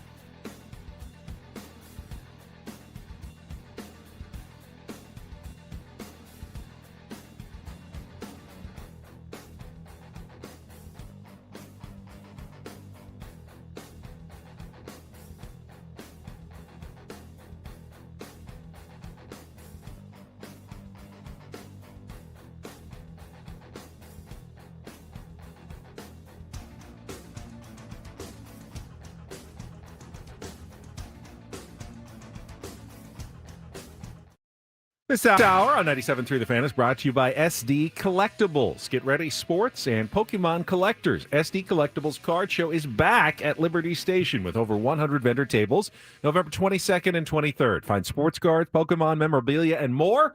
Visit sdcollectibles.com for info. That's sdcollectibles.com. Thank you for reading that at 9:40 when my kids aren't listening. Thank you. You're welcome. Thank you. Thank you. You're welcome. So in exchange, I do... Give me the non-graphic, just rundown, like outline of how a 900 call goes. I never did it. Like, is it a live? It's a live person. Like, right? give me specific instructions on how live, this works. Live person. It doesn't exist anymore, right? No, I don't. This is not a thing that is currently. No, the internet exists. Yeah, the internet exists now, so but like shape. back in the 1991, right? You were 15 years maybe old. Probably like 16, maybe 17. Yeah. And you call. Yeah, it was. And then how does it start? Like, what is the? It's a recording. Starts as a recording. Hi, it's literally like something like, "Hi, big boy. Like, who would you like to talk to?" And they gave you a menu. They gave my friend. Right. Yes.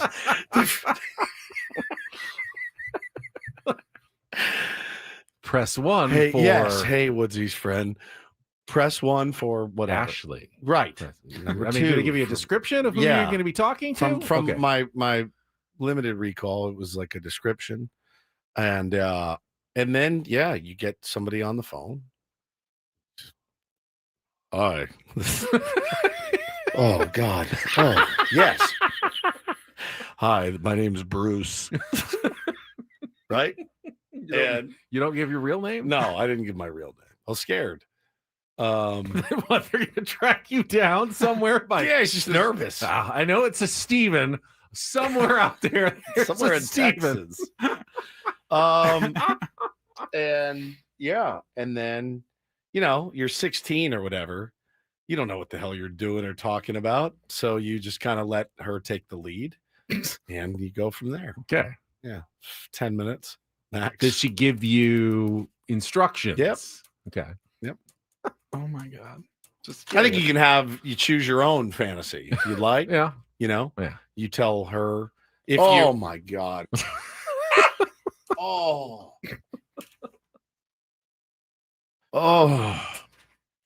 I love the shoe being on the other foot every once in a while. That's me probably like talking about a Padres win or something. Oh my God. As most of mine are as well. Oh my God, man.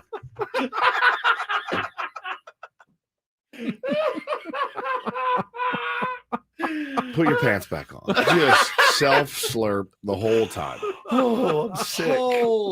I'm sick right now. sick. Oh my God.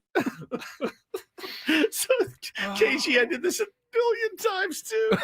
He says, I always wanted to call one as soon as she answers, just go, all good, I'm done. Like, oh, I thought I must have called 100 times, and you get the weird, awful, muffled music in the background with the "Hey, big boy," like something like that, and you just panic. Oh, you call for a second. You just call for a second. You're like, never mind, and you panic. I must have done that 5,000 times. Oh my God, man. It's different. It's different these days. You don't need to go to such extremes. But I'm not surprised that you did it. Didn't do it. B, you can't be surprised that I did. No. Oh, somebody says there used to be a big 900 operation here in San Diego. I mean, I would like to rabbit hole that. I wonder if they were working from home, like they connected them, or if they were in a call center like somewhere. Because I did telemarketing for a while, and we were all in. That would be weird. Yeah. Because I was in a call center we all did telemarketing for money in high school, and it was like huge. You made like good money. But back then, they didn't really have the ease of like forwarding calls and everything. So I don't know if they had to be in like some office somewhere. Adam says no. There was a studio here in San Diego, so they would have you'd show up to work, clock in, you got your lunch next to you, and you're like, here we go, and you wait for creeps like me and. But I'd imagine there's also you can be whoever you want to be at the at the end of your phone line as well. Yeah, for sure. It's not my finer moments, man. That and like ordering the Girls Gone Wild DVDs on my mom's credit card, like all those things. I'm not proud of those things, and I know that I'm going to get paid back in spades by at least one of my children, who already bought an $80 app. He already purchased an $80 application on his iPad somehow, some way, figured out a way. So yeah, I know I'm going to get payback for all of the misdeeds that I had. Thank you for your candor in this matter. It's appreciated by all the tier ones. Not very comfortable. All right, let's check traffic. Confessions. Yeah, like that's what it sounded like. Phone confession. Adult confession. We will wrap things out. Phone confessions. Yeah. Are you the one confessing, or are they confessing? Well, you can, like I said, anyone can pick your own confess. experience. Right. Oh my God, man. That's me talking about Mason Miller throwing an immaculate inning, probably. Oh my God, man. Actually, I know exactly what it was. What was I it? have it saved here. You were talking about the Oscars. The Oscars makes no sense. The Oscars is very stuffy. It's very self-important. Oh my God, is it self-important? I really felt that. I felt that deeply. Watching these speeches going, oh my God, man. Put your pants back on. Right? Up there Just pantsless. Self-slurp the whole time. Well, it's tough. All came from the same rant. Yeah, It was all same from rant. the same rant. Yeah. Man. A little bit different in this context today. Yeah, it is a little different, but similar. I think similar experiences. All right, let's check traffic. We will wrap things up next here with Ben and Woods on 97.3 The Fan. From the 855 Get Ross Traffic Center, protecting San Diego after accidents or injury, here's Kelly Danick. Freeways are wrapping up on a pretty good note here, guys. Just a couple things I need to mention. One is this collision on the transition ramp West 8 to the southbound 125. Appears to be over to the right shoulder, but watch out for a little debris reported in lanes. Also, H Street on-ramp to northbound 5, getting reports of a stalled truck. I'm Kelly Danick with Ben and Woods, San Diego's _1 sports station, 97.3 The Fan. Yeah, we could go back to Aztecs, or why not? We're already in a lighthearted move. Paulie, just, spin the topic wheel to finish us out here. All right, let's do that.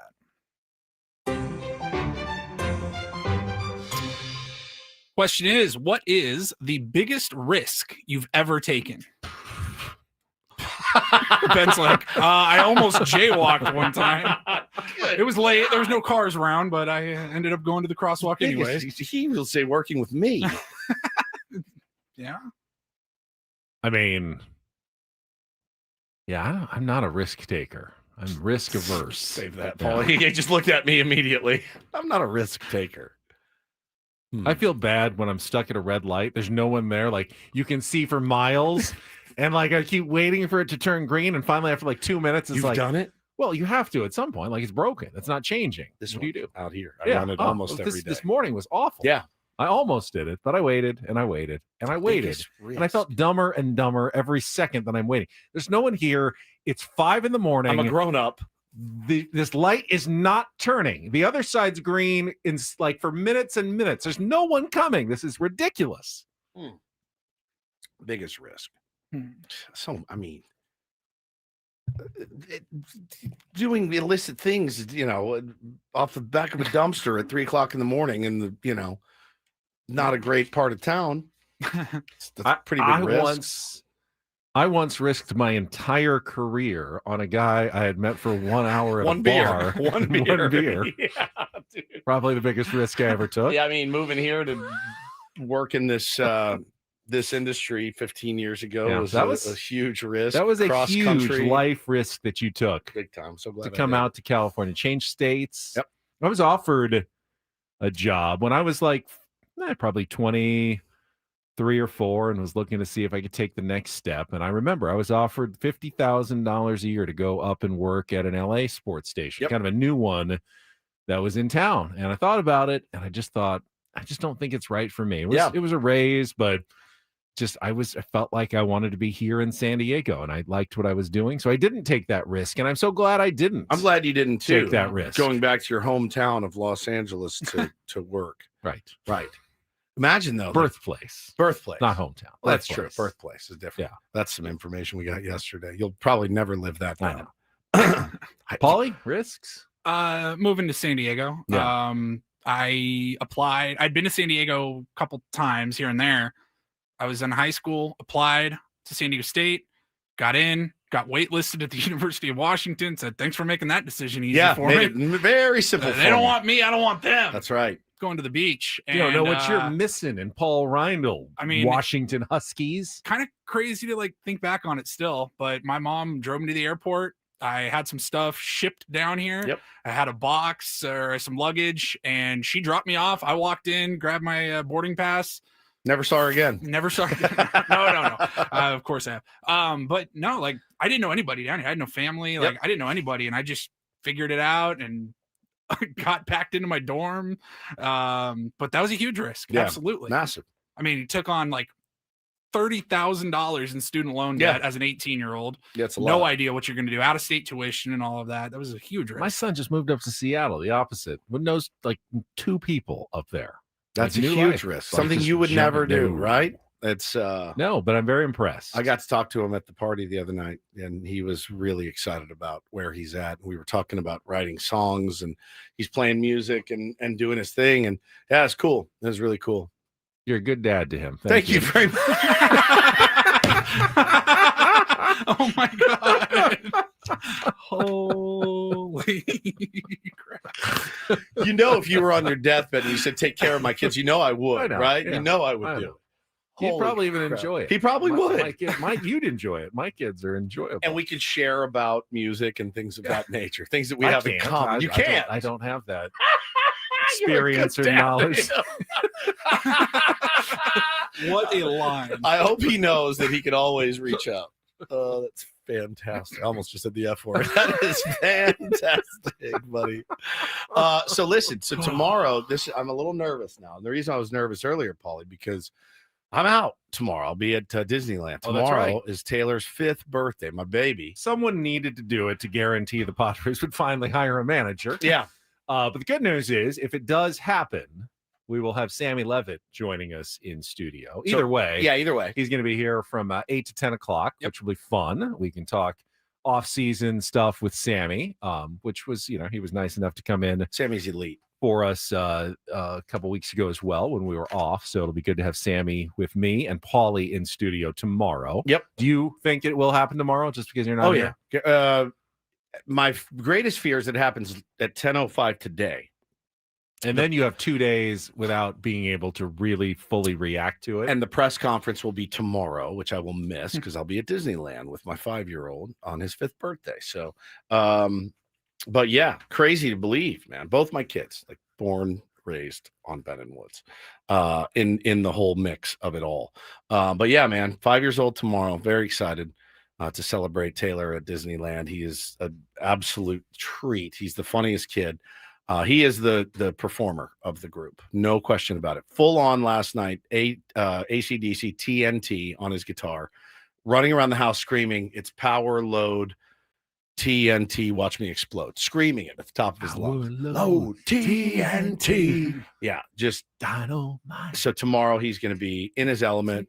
He was too short to ride the Matterhorn last time, and they give you a front of the line pass for next time. For next time. So has he grown enough? First thing, he's you've tested. He's of height. Got out the tape measure. Yep, he's of height. That's of height. It's a big trip. The So first of height trip to Disneyland. He's excited, dude. First trip will be the first ride will be the Matterhorn front of the line. So we'll be there at rope drop tomorrow. All right, have a good day with your family. I'll call you guys if something major. The happens. sports world will continue to exist on Friday when you're back. I promise you. That's it for us. For Paulie Reindl, for Stephen Woods, I'm Ben Higgins. Join me, Paulie, and Sammy Levitt tomorrow. Braden's coming up next, though, here on San Diego's #1 sports station, 97.3 The Fan. So long, everybody.